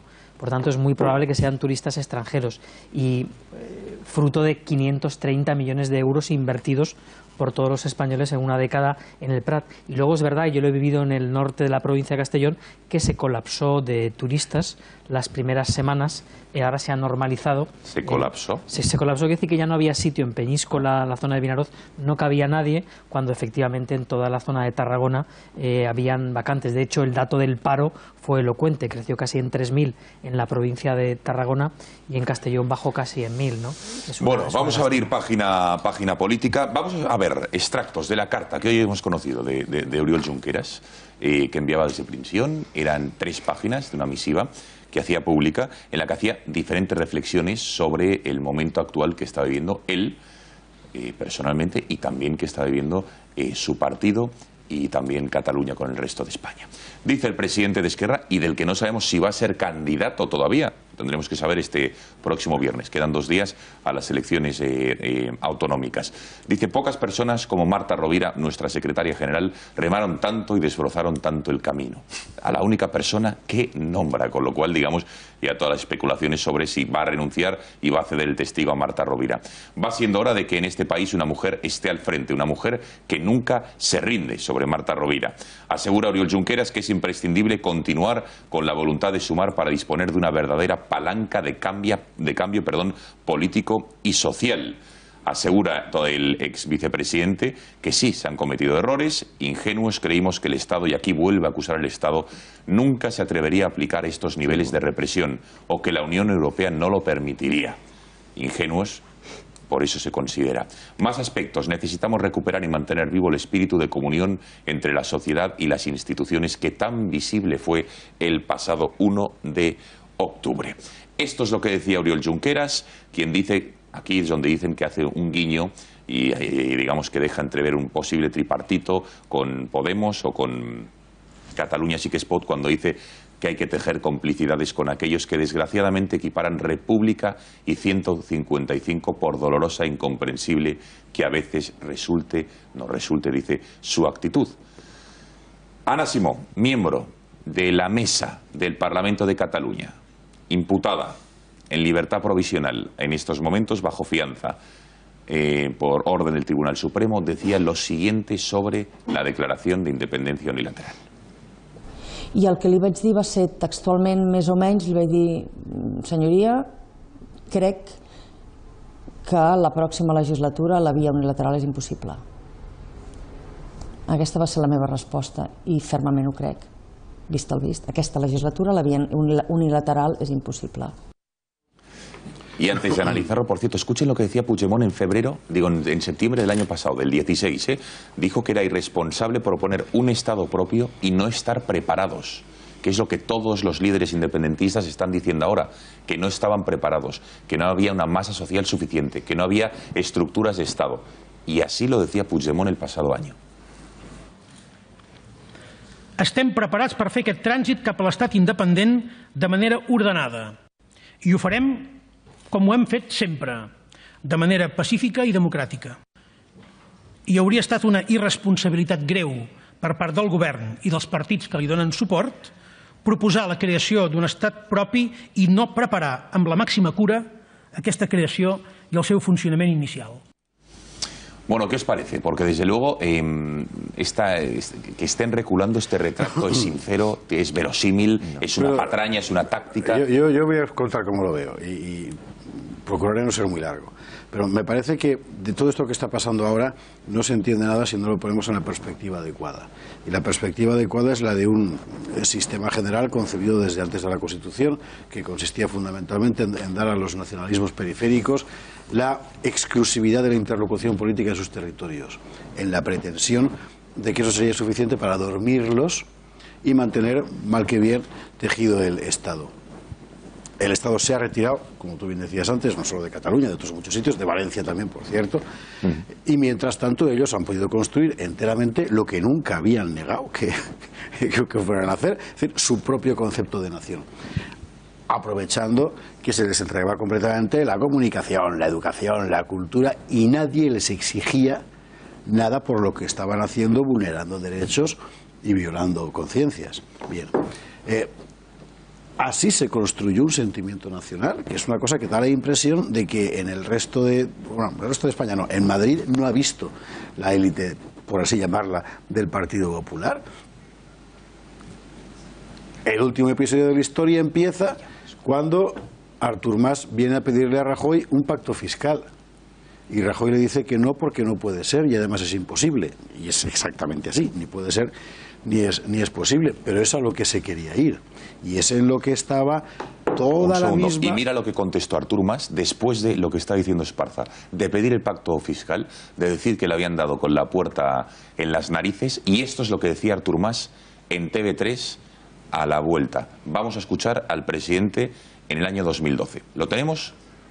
Bueno, pues venga, pues enseguida lo escuchamos, no lo tenemos. Bueno, el asunto es que de aquello, con toda la oligarquía catalana, la misma que ahora se ha ido o ha cambiado la sede social por el tema de la independencia, no les dan lo que piden y ellos empiezan un proceso de tira y afloja con el Estado. Y el Estado cree que lo va a soportar, mejor dicho, el gobierno Rajoy, porque no ha sido capaz de leer que mientras tanto en 40 años se ha construido ya un embrión de nación y de gente que vive convencida de que, como decíamos antes, eso no es España. Y el resultado final es este desastre. Es este desastre. Y ahora mismo la impresión que da es que todos y cada uno de los agentes saben, los agentes de los protagonistas de este juego, saben dónde quieren llegar o dónde van a llegar inevitablemente, que es a una forma u otra de pacto fiscal, seguramente no solo con Cataluña, sino también con otros, y a una reforma constitucional, o al menos reforma territorial con reforma de la Constitución, sí o no, y toda esta guerra es fundamentalmente para llegar a ese momento en las condiciones de mayor fuerza posible sobre el rival. Pero esa es la impresión que da todo esto. Ayer, creo que era Soraya Sáenz de Santa María, hablaba de la cuestión de la financiación.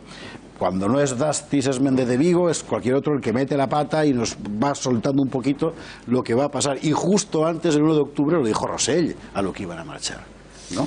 Bueno, es que es el Estado, es que no hay un Estado, es que no tenemos un Estado, tenemos un Estado, perdonadme, un Estado de partidos. Es decir, sí, exactamente. Es decir, y es un Estado de partidos que ha surgido y que lleva mucho tiempo, digamos, en el apaño y en el cambalache. Y esto lo ha visto ya. El problema es que este cartón ya lo ha visto la gente. Por eso le echan la culpa a Putin. Es decir, la gente ya lo ha visto. Es decir, la gente normal se lo lía, pero estaba en lo suyo, intentando salir adelante de la crisis, intentando hacer las cosas más o menos bien. Y de repente pues, se ha encontrado con el susto de Cataluña, que era un susto que estaba cantado, que iba a ocurrir tarde o temprano. Es decir, la única que nos ha salvado es que, afortunadamente, el nacionalismo posmoderno de hoy en día no es como el nacionalismo antiguo. Son una panda de cagaos, con perdón.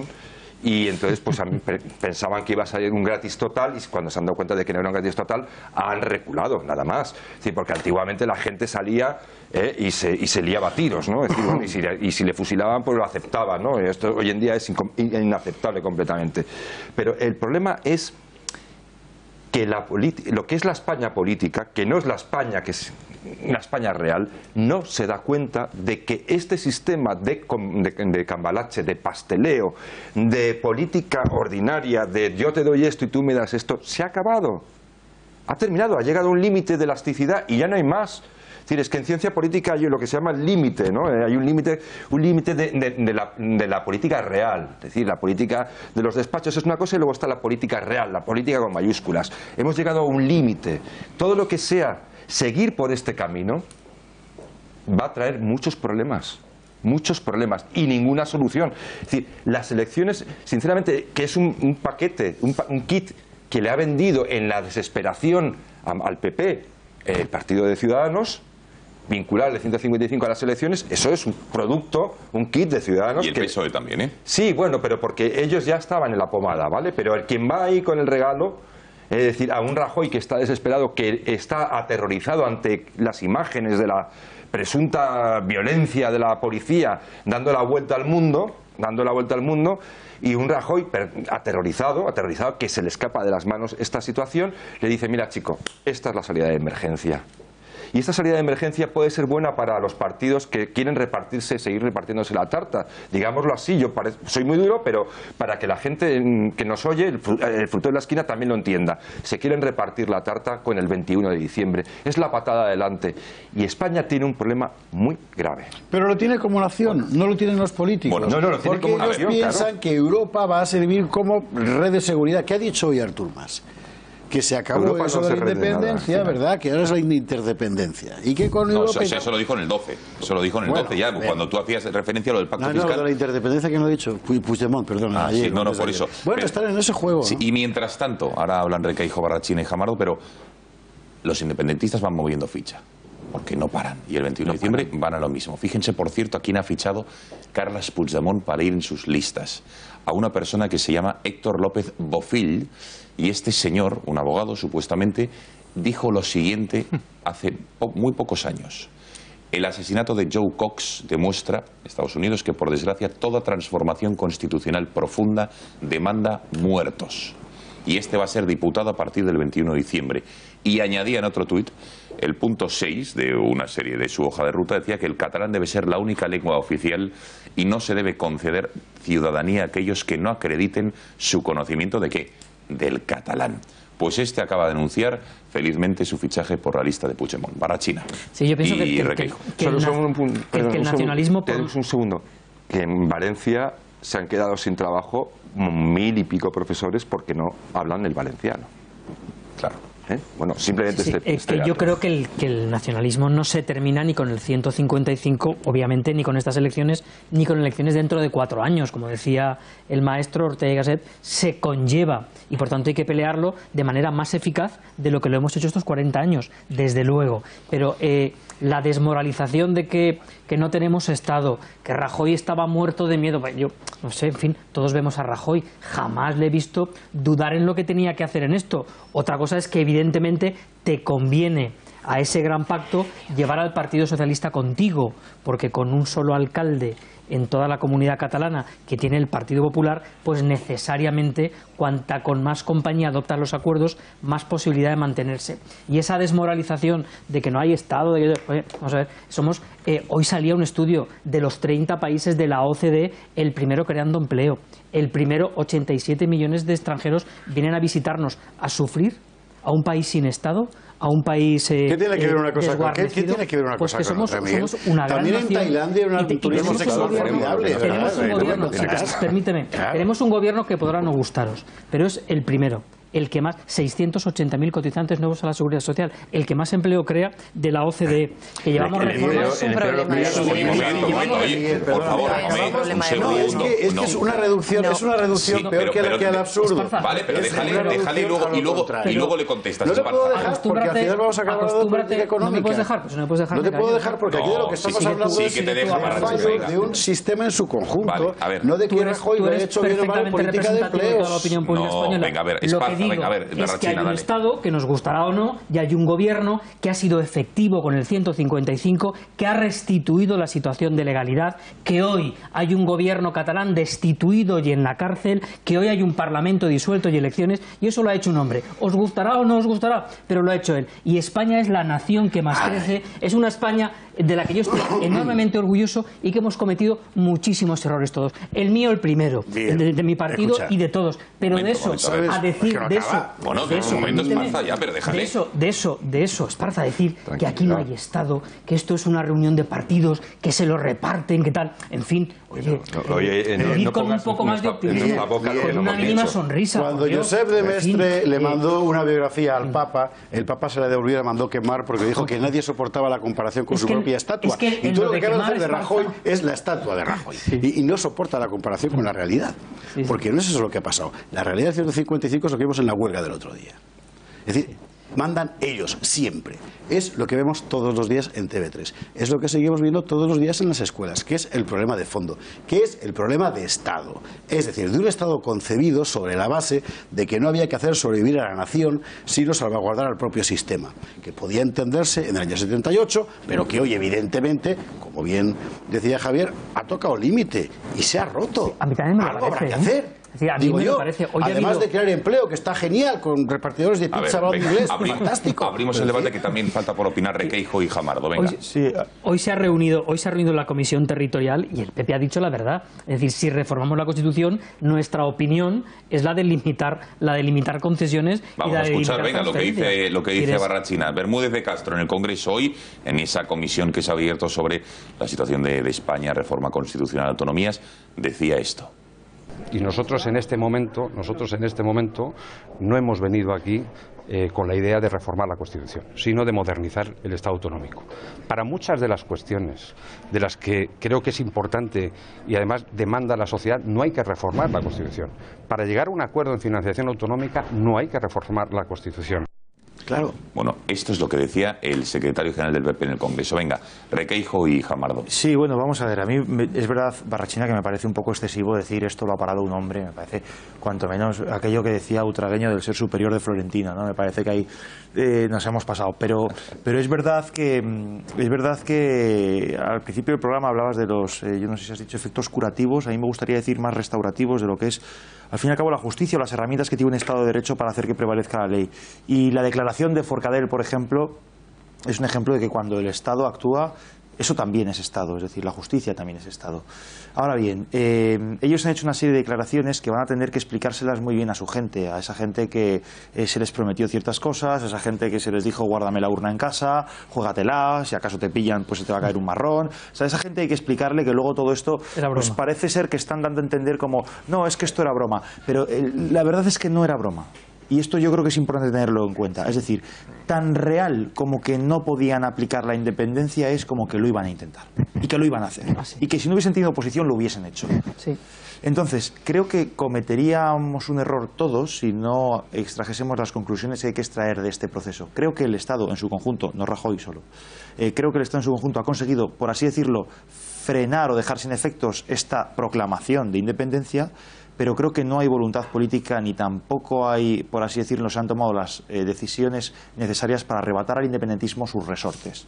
Es decir, que nadie nos garantiza en función de las decisiones a corto plazo, diciembre, que se han tomado para que dentro de 4, 5 o 10 años el nacionalismo esté más fuerte, habiendo aprendido la lección, mientras nosotros seguimos hablando de una cuestión electoral. O sea, creo que había que haber aprendido la lección, creo que había que haber tomado decisiones políticas, creo que haber hecho pedagogía, creo que había que haber aprovechado esa ola de esa mayoría de catalanes que no quieren ser independientes, que por un momento se sintieron arropados y que gritaban en las manifestaciones, no nos dejéis solos, no nos dejéis solos. Y la conciencia de la nación política. Y me da un poco la sensación de que si el día 21 pase lo que pase, y mientras que los nacionalistas no den mucho lío, como dice Rajoy, se les va a volver a dejar solos hasta la siguiente intentona, que a lo mejor tienen más resortes y por tanto más dificultad de hacerles frente. Jamardo. Es más, vamos a ver cuál es el índice de participación en esas elecciones autonómicas y vamos a ver cuál es la participación. Se prevé que sea alto, ¿no? En cualquier caso. Sí, pero ¿en qué sentido?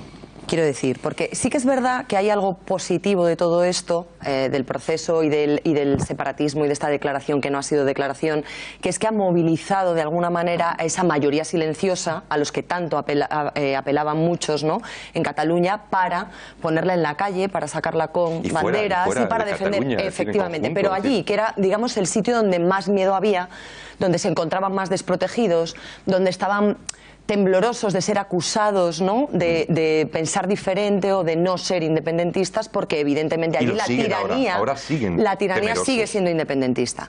A mí me parece importante tener claro que si, de acuerdo con los sondeos, se confirma que se pueda reeditar un tripartito en Cataluña, si la lista más votada va a ser la de ERC, Esquerra Republicana, como parece según las encuestas, que no tienen por qué ser instrumentos fiables o no al menos hoy en día, ¿no?, porque efectivamente hay mucho voto oculto y en Cataluña es difícil predecir la situación.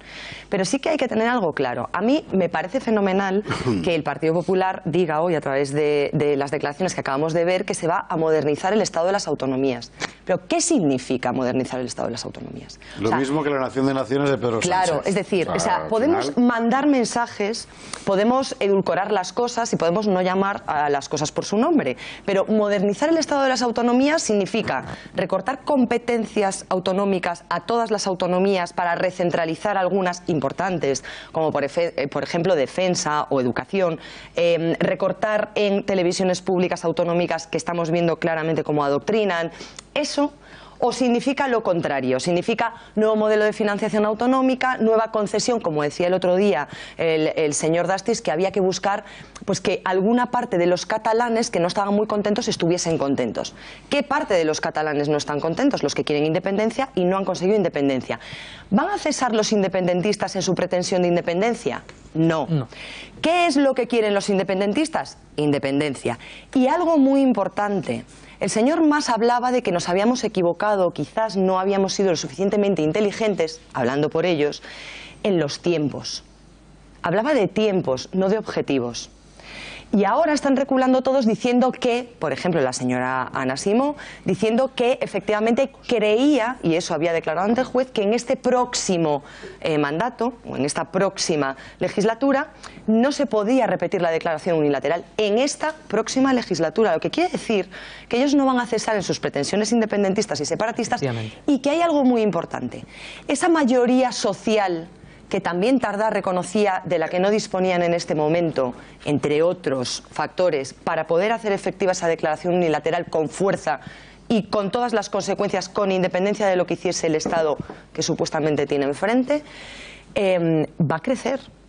Las manifestaciones y los cortes del otro día de los trenes y demás eran gente de menos de 20 años, mucha de la cual no ha votado todavía, pero que en 5 o en 6 años va a poder votar. Y esa construcción de esa mayoría social hay que frenarla de otra manera. Y no simplemente metiendo a los golpistas en la cárcel, que está muy bien, por supuesto tiene que tener sus consecuencias, sino actuando políticamente y tomando las decisiones en el sentido correcto. Bueno, y el ejemplo, bueno, se habla claramente de la educación. Quiero que vean esto para que les digan, para que me digan ustedes, esto ocurría supuestamente, lo estoy viendo en Twitter ahora en tiempo real, hoy, los deberes de una niña en Cataluña. ¿Y qué ha ido? Se lo voy a enseñar aquí en pantalla, fíjense, se lo voy a... Conviene que adivines, le preguntan a la menor. Pregunta a los compañeros de clase qué lengua hablan habitualmente en su casa. Escribe el resultado de las respuestas en el cuadro siguiente. Y pueden ver ustedes catalán, castellano, otras lenguas. El siguiente cuestionario. Visita el kiosco que tengas más cerca de casa, de tu casa, de la escuela, y cuenta cuántos diarios diferentes hay en cada lengua. Escribe el resultado del recuento en el cuadro siguiente. Catalán, castellano, cuántos hay, y en otras lenguas. Y al final hace la siguiente reflexión. Conviene que sepas que el catalán es la lengua propia de Cataluña, es decir, la lengua que hemos utilizado siempre los catalanes para relacionarnos entre nosotros a lo largo de la historia. En Cataluña hay 2 lenguas oficiales, es decir, 2 lenguas que todos los catalanes tenemos el derecho a conocer, el castellano y el catalán. El catalán ha sido una lengua prohibida y perseguida durante muchos años a lo largo de la historia. Desde el año 79 el catalán vuelve a ser lengua oficial de Cataluña. Las campañas de normalización del catalán pretenden conseguir que todos los catalanes consigamos la lengua propia de Cataluña. No, conectamos. Esto entiendo que no será un colegio, esto es de la educación cívica, las lenguas, una plataforma, pero que la llegada al alumno. Coge una estrella amarilla y si tu vecinito habla castellano, pónsela en la espalda para que todo el mundo sepa que... Bueno, pero eso no es nuevo. Histórica. Eso no es, aparte de la falsedad histórica, efectivamente, pero no es nuevo. Es que son muchos años así. Y la alta inspección a la que el otro día hacía mención, don Íñigo Méndez de Vigo, jamás ha actuado ni con el PSOE ni con el PP, porque formaba parte del pacto de fondo del Estado. Y entonces, ¿para eso es lo que hay que rectificar. Bueno, pues tiene que actuar con contundencia. Es tan falso que había un libro del asesinado Ernest Lluch, que era de las Españas, recuerdo una página, en la que hablaba de la impresión. De hecho, la impresión de libros en castellano más importante del mundo es la barcelonesa, la catalana, donde estaban las grandes imprentas. Y que en el siglo XVI transita de ser la primera lengua impresa en latín y la segunda creo que era catalán, a ser la primera ya a partir del siglo XVI el castellano, y desde el siglo XVI, que juraría que en el siglo XVI Franco no estaba, desde el siglo XVI la primera lengua en impresión hasta el día de hoy, que van a conseguir que se vaya todo el mundo. Pero la historia real, durante esos 500 años ha sido, 400 años, la lengua impresa habitual de los catalanes ha sido la lengua más usada, el castellano en los libros, ¿no? Pero bien sabes, don Miguel de Unamuno, bien sabes tú que la historia real les da lo mismo. Que la lengua de cultura vasca era el castellano. Claro, tanto, el nivel de convivencia ha sido completo y en todas partes. Barrachina, ¿qué te ha parecido? Quiero que escuchemos qué decía ayer Rajoy cuando le preguntaban si se iba a presentar a la reelección, cuando se convoquen las elecciones, cuando no se sabe. Supuestamente se celebraron en el año 15, no, en el año 16, en junio, con lo cual tendría hasta 2020, pero necesita pactos, aprobar los presupuestos, etcétera, etcétera. Pero contestaba esto porque hoy vean lo que ha dicho Aznar sobre el Partido Popular. ¿Se va a presentar a la reelección? Bueno, pues yo le voy a decir una cosa. Yo me encuentro bien. Es importante saber también lo que piensa mi partido, pero yo me encuentro bien. Creo que estoy en un buen momento de forma de mi vida. Bueno, y hoy José María Aznar se ha publicado una entrevista que ha concedido a la revista Plaza, que ha dicho lo siguiente. Vean, atención, José María Aznar asegura en este rotativo: me cuesta reconocer al PP. Es el principal titular que han destacado de esta entrevista. Asegura que dice que él no se ha distanciado del PP, a lo mejor se ha distanciado el PP de mí. Habla muy bien de Aznar y de lo... Bueno, en fin, he visto cosas que me han producido profunda tristeza, cuando no incredulidad. No da ejemplos, pero ya los titulares os va soltando. En Cataluña estamos viviendo las consecuencias de no hacer política durante mucho tiempo. Los partidos constitucionalistas han dejado de hacer política y se la han dejado al nacionalismo y al independentismo.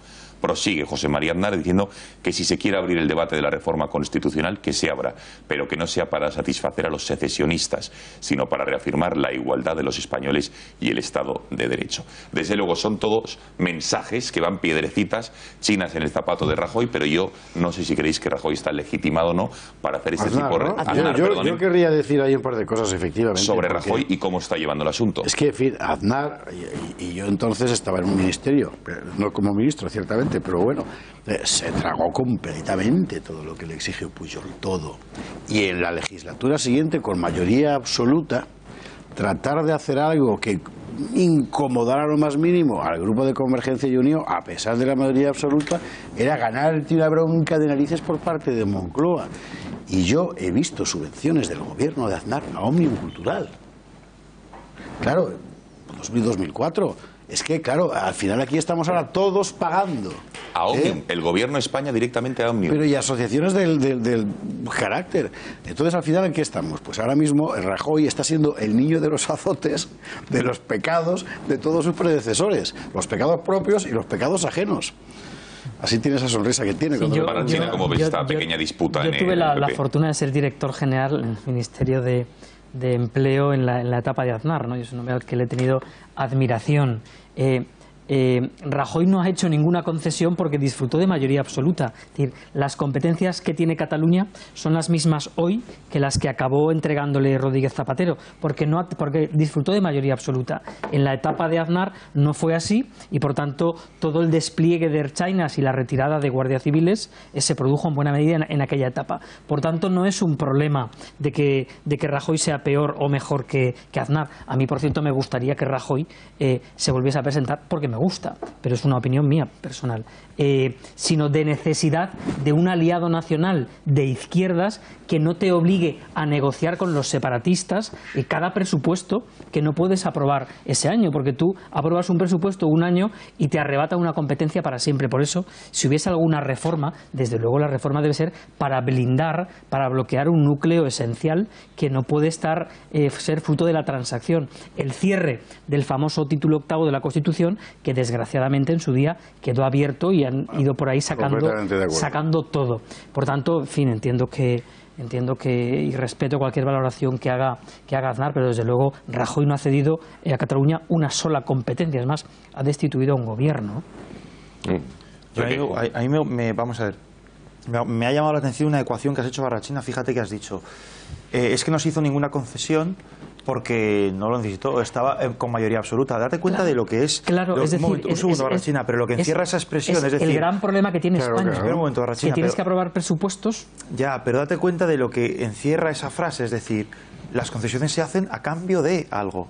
No porque realmente sean necesarias, porque no puedes parar un país. Un momento, no porque realmente vayan a mejorar la vida de los ciudadanos que se vayan a ver beneficiados de esa concesión. O sea, lo vemos siempre en clave de negociación a cambio de apoyos.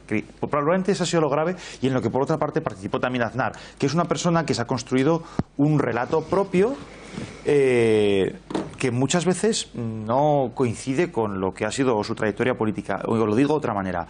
Es verdad que Aznar tenía más carisma, es verdad que Aznar acompañaba sus decisiones de un discurso más presente, por así decirlo, pero yo lanzo una pregunta y después otra. La primera, ¿de verdad pensáis que Aznar hubiese solventado esta crisis de una manera muy diferente a cómo lo ha hecho Rajoy? Yo personalmente pienso que no, a efectos prácticos. Luego probablemente lo hubiese acompañado de otra manera, con más presencia, más carisma, correcto. Y lanzo la otra pregunta respecto al anuncio que hacía, o al anuncio no, a cómo se manifestaba Rajoy, a la pregunta si se volvería a presentar. ¿De verdad alguien duda de que si las elecciones fuesen mañana el Partido Popular no volvería a ganar las elecciones. Yo tengo clarísimo que sí. Por la coyuntura en Cataluña, Ya veríamos si con más o menos margen, etcétera, etcétera. Pero que sería el partido más votado, estoy prácticamente convencido de que sí. Bueno, te reformulo la pregunta, Requeijo. Si no fuera Rajoy el candidato, ¿podría ser esa victoria más holgada? Pues depende del candidato. Pues mira... Depende del candidato. Sí, depende, depende de muchas cosas, efectivamente. Si ponéis a un tercera fila, pero por ejemplo, si ponéis a Barrachina, yo creo que sacaría mejores resultados. Si ponéis a un Feijóo, por ejemplo, o alguien que desde luego no esté tan quemado, ¿sabes? Es que los partidos políticos, y si no Barrachina que nos corrija, yo creo que no es tan fácil una cuestión de pongo y quito. O sea, te quiero decir, ahí las familias, las presiones, las relaciones, las ascendencias, los favores. Es una cosa tan sencilla como Feijóo, que ahora parece que es una persona que todavía que gana elecciones con contundencia en Galicia, pues relevo natural. Mientras gane en Galicia, bien, pero en cuanto vaya a picar más alto, ya verás tú cómo empiezan a aparecer noticias publicadas, seguramente. Depende de si cuenta con el beneplácito o no de la cúpula y de los varones, ¿no? Ya tenemos una edad para estar. A ver, Jamardo, decías. No, digo que con respecto a lo de Feijóo, que se postula como un candidato, al menos o a priori, posible sustituto o reemplazo de Rajoy, si decidiera o decidiese, ¿no? No presentarse, porque claro, al final Rajoy, que a mí me resulta muy familiar en muchas cuestiones, precisamente por esa forma de contestar muy a la gallega que tenemos los gallegos, ¿no? Pues yo me encuentro muy bien. Pues eso qué significa, que se va a presentar o que no. Es decir, tampoco lo ha aclarado, ¿no? Bueno, tú que eres gallega, es que todo sigue igual. Desencripta ese mensaje. Yo pienso personalmente que no se va a volver a presentar a una siguiente convocatoria electoral. ¿Que no? Yo creo que no. Yo creo que tiene claro además quién va a sucederle, y tengo claro que no es ninguna de las dos primeras filas que tiene ahora mismo en mente mucha gente, ¿no? En términos femeninos, hablando en términos femeninos, para una posible reelección. Otra cuestión solo se me ocurre una. Bueno, señora Cospedal, que también se postulaba durante algún momento como posible, ¿no? Pieza fundamental. Yo creo que al margen de todo esto, ¿no? O al margen de estas valoraciones, sí que es cierto que el pecado que están cometiendo todos ellos, el pecado que está cometiendo Rajoy, el pecado que está cometiendo Aznar, que por cierto fue quien designó a Rajoy como su sucesor, o sea que... Y se cargó el PP catalán. Perfectamente, pero que me sorprende que le sorprenda no reconocer al PP ahora o a quien dejó puesto en su lugar, porque entonces es que no tomó la decisión muy meditadamente, ¿no? Vamos a ver. Y entonces, bueno, pues en esa inacción constante de dar la batalla o el relato separatista, que sí que es verdad que hay algo que achacarle al PP, es eso, porque yo creo que, y lo hablamos el otro día, con el tema de la manifestación en Barcelona, hombre, la foto tremenda de los niños sentados en el medio de la carretera con el cartel de, ¿no?, libertad para los presos políticos. Si yo soy el gobierno de España, que no lo soy, pero si lo fuese, obviamente hubiera usado eso como arma arrojadiza de comunicación por parte del gobierno, pero vamos, de manera indiscriminada. Pero comunicación, volvemos a lo mismo.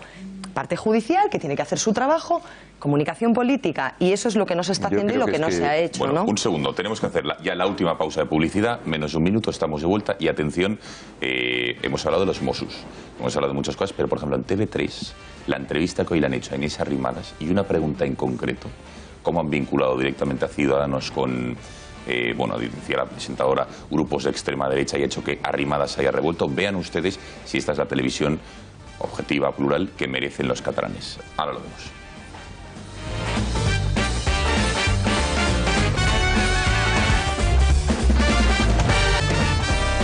Jamardo, ¿querías decir algo?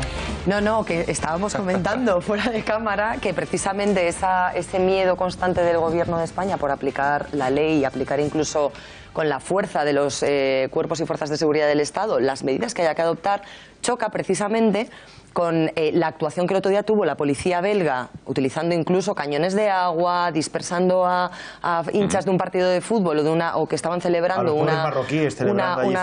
cuando precisamente Bélgica es quien nos está afeando, o cierta parte, ¿no?, de los políticos belgas nos está afeando esa postura desde Bruselas del uso de la violencia. Es que eso ahí entra una idea que es terrible y que lleva mucho tiempo torturándonos a muchas personas, que es la idea del victimismo. Es decir, cuando tú te robas el papel de víctima, tienes capacidad de hacer absolutamente todo y se te perdona absolutamente todo, pero ahí cómo se te adjudica el papel de victimario o de grupo fuerte. Entonces, contra ti puede ir todo. Es decir, y en Cataluña ha sido víctima. Lo que ha servido también, una ventana de oportunidad que estábamos comentando antes, es que se ha retratado el independentismo como lo que realmente es, un victimario. Es decir, no era víctima, era el que estaba secuestrando a una gran parte de la población e imponiendo una cultura del terror. Bueno, lo prometido es deuda. Venga, Inés Arrimadas, esta mañana en la entrevista que le hacían en la televisión pública catalana, en el programa Els Matins, las mañanas, sobre las manifestaciones multitudinarias que se produjeron el 8 de octubre por un lado y después el día 29, creo que fue el domingo, ¿no? Después de que se proclamase la independencia. Fíjense la pregunta de la presentadora y cómo se revuelve Arrimadas, y la presentadora no es amilana tampoco, es decir, pero bueno, si esto es la objetividad en una televisión pública, que venga Dios y le vea bien. Al final d'aquestes manifestacions, i després també en altres casos aïllats, s'hi afegeixen grups ultras, feixistes, amb banderes preconstitucionals, que ataquen aquestes manifestacions. Senyora Arrimadas, vostès se senten còmodes amb aquests elements en les seves manifestacions? Que no estan a les nostres manifestacions. Sí, però venen, senyora Arrimadas. Miri, jo li poso l'altre exemple. I sempre hi ha incidents al final. Li pregunto una mica a vostès com ho manegen, això. Jo ho sento, però jo el que no puc permetre és que des de la Televisió Pública de Catalunya es vulgui donar una imatge que les manifestacions independentistes són absolutament pacífiques i democràtiques i les que no són independentistes no ho són. Suposo que serà el mateix que li va passar a vostè quan va veure la manifestació independentista de l'11 de setembre, quan es van cremar les banderes de França i les banderes d'Espanya, amb encaputxats. Suposo que serà el mateix. No podem tacar, perquè jo tinc molts amics que van anar a la manifestació. Aquesta reincidència no hi és a les manifestacions. Bueno, això és una interpretació seva, perquè jo cada 11 de setembre veig cremar... Cada 11 de setembre veig cremar banderes de França i d'Espanya amb encaputxats. I mai se m'acudiria barrejar la manifestació... No hi ha agressions, és que van anar a Catalunya Ràdio Trencavidres, senyora Arrimadas. Deixi'm que acabi, sisplau. Mai se m'acudiria, mai barrejar aquests fets aïllats del dia 11 de setembre, que sempre es produeixen, per cert, cada 11 de setembre fan el mateix, amb la manifestació grossa, però deixi'm acabar, la manifestació grossa, pacífica, familiar, que va ser la manifestació de l'11 de setembre de cada any. Pues nada, vinculando a Ciudadanos con esas agresiones que se produjeron, insisto, absolutamente aisladas. Después de la manifestación de más de 1 millón de personas por las calles de Barcelona, un grupúsculo de personas que no fueron a la manifestación, que en los aledaños de la misma pues empezaron a tirar sillas, rompieron mobiliario urbano, etcétera, etcétera. Pero vincular a esos grupúsculos con Ciudadanos y con los que estaban a pie de todas las ideologías, porque también incluso intentaron desdeñar esa manifestación diciendo que iba Vox, que iban... Bueno, eso demuestra la manipulación de TV3 clarísima. Eso, por supuesto. Obviamente. Lo que no entiendo es por qué a Inés Arrimadas no se le ocurriría jamás vincular unos hechos que se producen todos los años sistemáticamente en la misma manifestación con la manifestación a cuyo final se producen, como es la quema de banderas de España y de Francia. Claro. Por supuesto que están vinculados, pero bueno, es lo fundamental, lo que me interesa subrayar.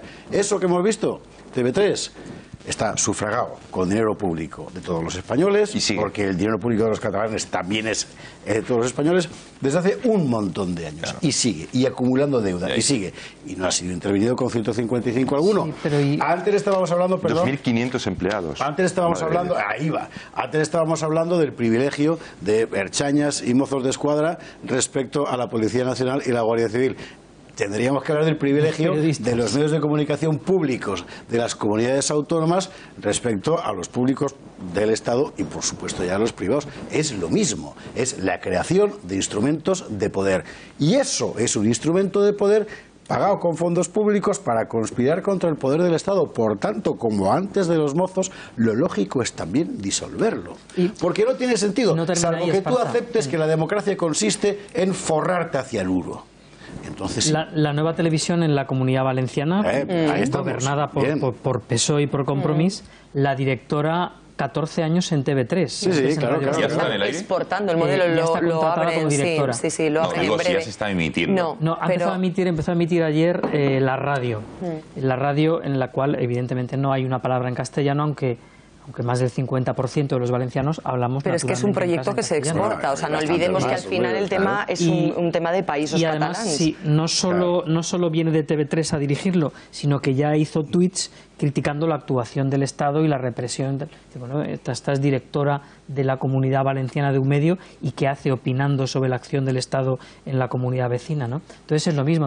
Pero esto el Estado no puede resolverlo o el Gobierno de España todo. También quienes votan a Chimo Puig del PSPB. Pero un momento. Señores, que pasan ya 5 minutos. Por el PP un montón de años y el pero la tele no era nacionalista. Pero da igual, pero estaba financiada una televisión pública con dinero público. Gobernando el Ayuntamiento de Valencia y también la Comunidad Autónoma de Valencia, lo que es establecer el valenciano como barrera de entrada ha estado con el Partido Popular. Si lo que no hay ahora tiempo. Chimo Puig y estos descerebrados... Venga, Venegas, que nos tenemos que ir. Requeijo, gracias por haber estado esta noche en El Gato. A vosotros. Buenas noches, diputado Barrachina. Un placer, encantado. Buen viaje de vuelta. Venegas, gracias. A vosotros. María, mil gracias. Muchas gracias. Muy buenas noches, Esparza. A ver cuándo metes 2 horas más de debate para que dé tiempo a agotar los temas. Sí, sobre todo para bajarnos la otra botella de vino. Eso estaba francamente bueno el vínculo del año 2012, claro que sí. Señores, que gracias por su confianza. Mañana a las 10 de la noche, más Gata al Agua. Que descansen. Adiós.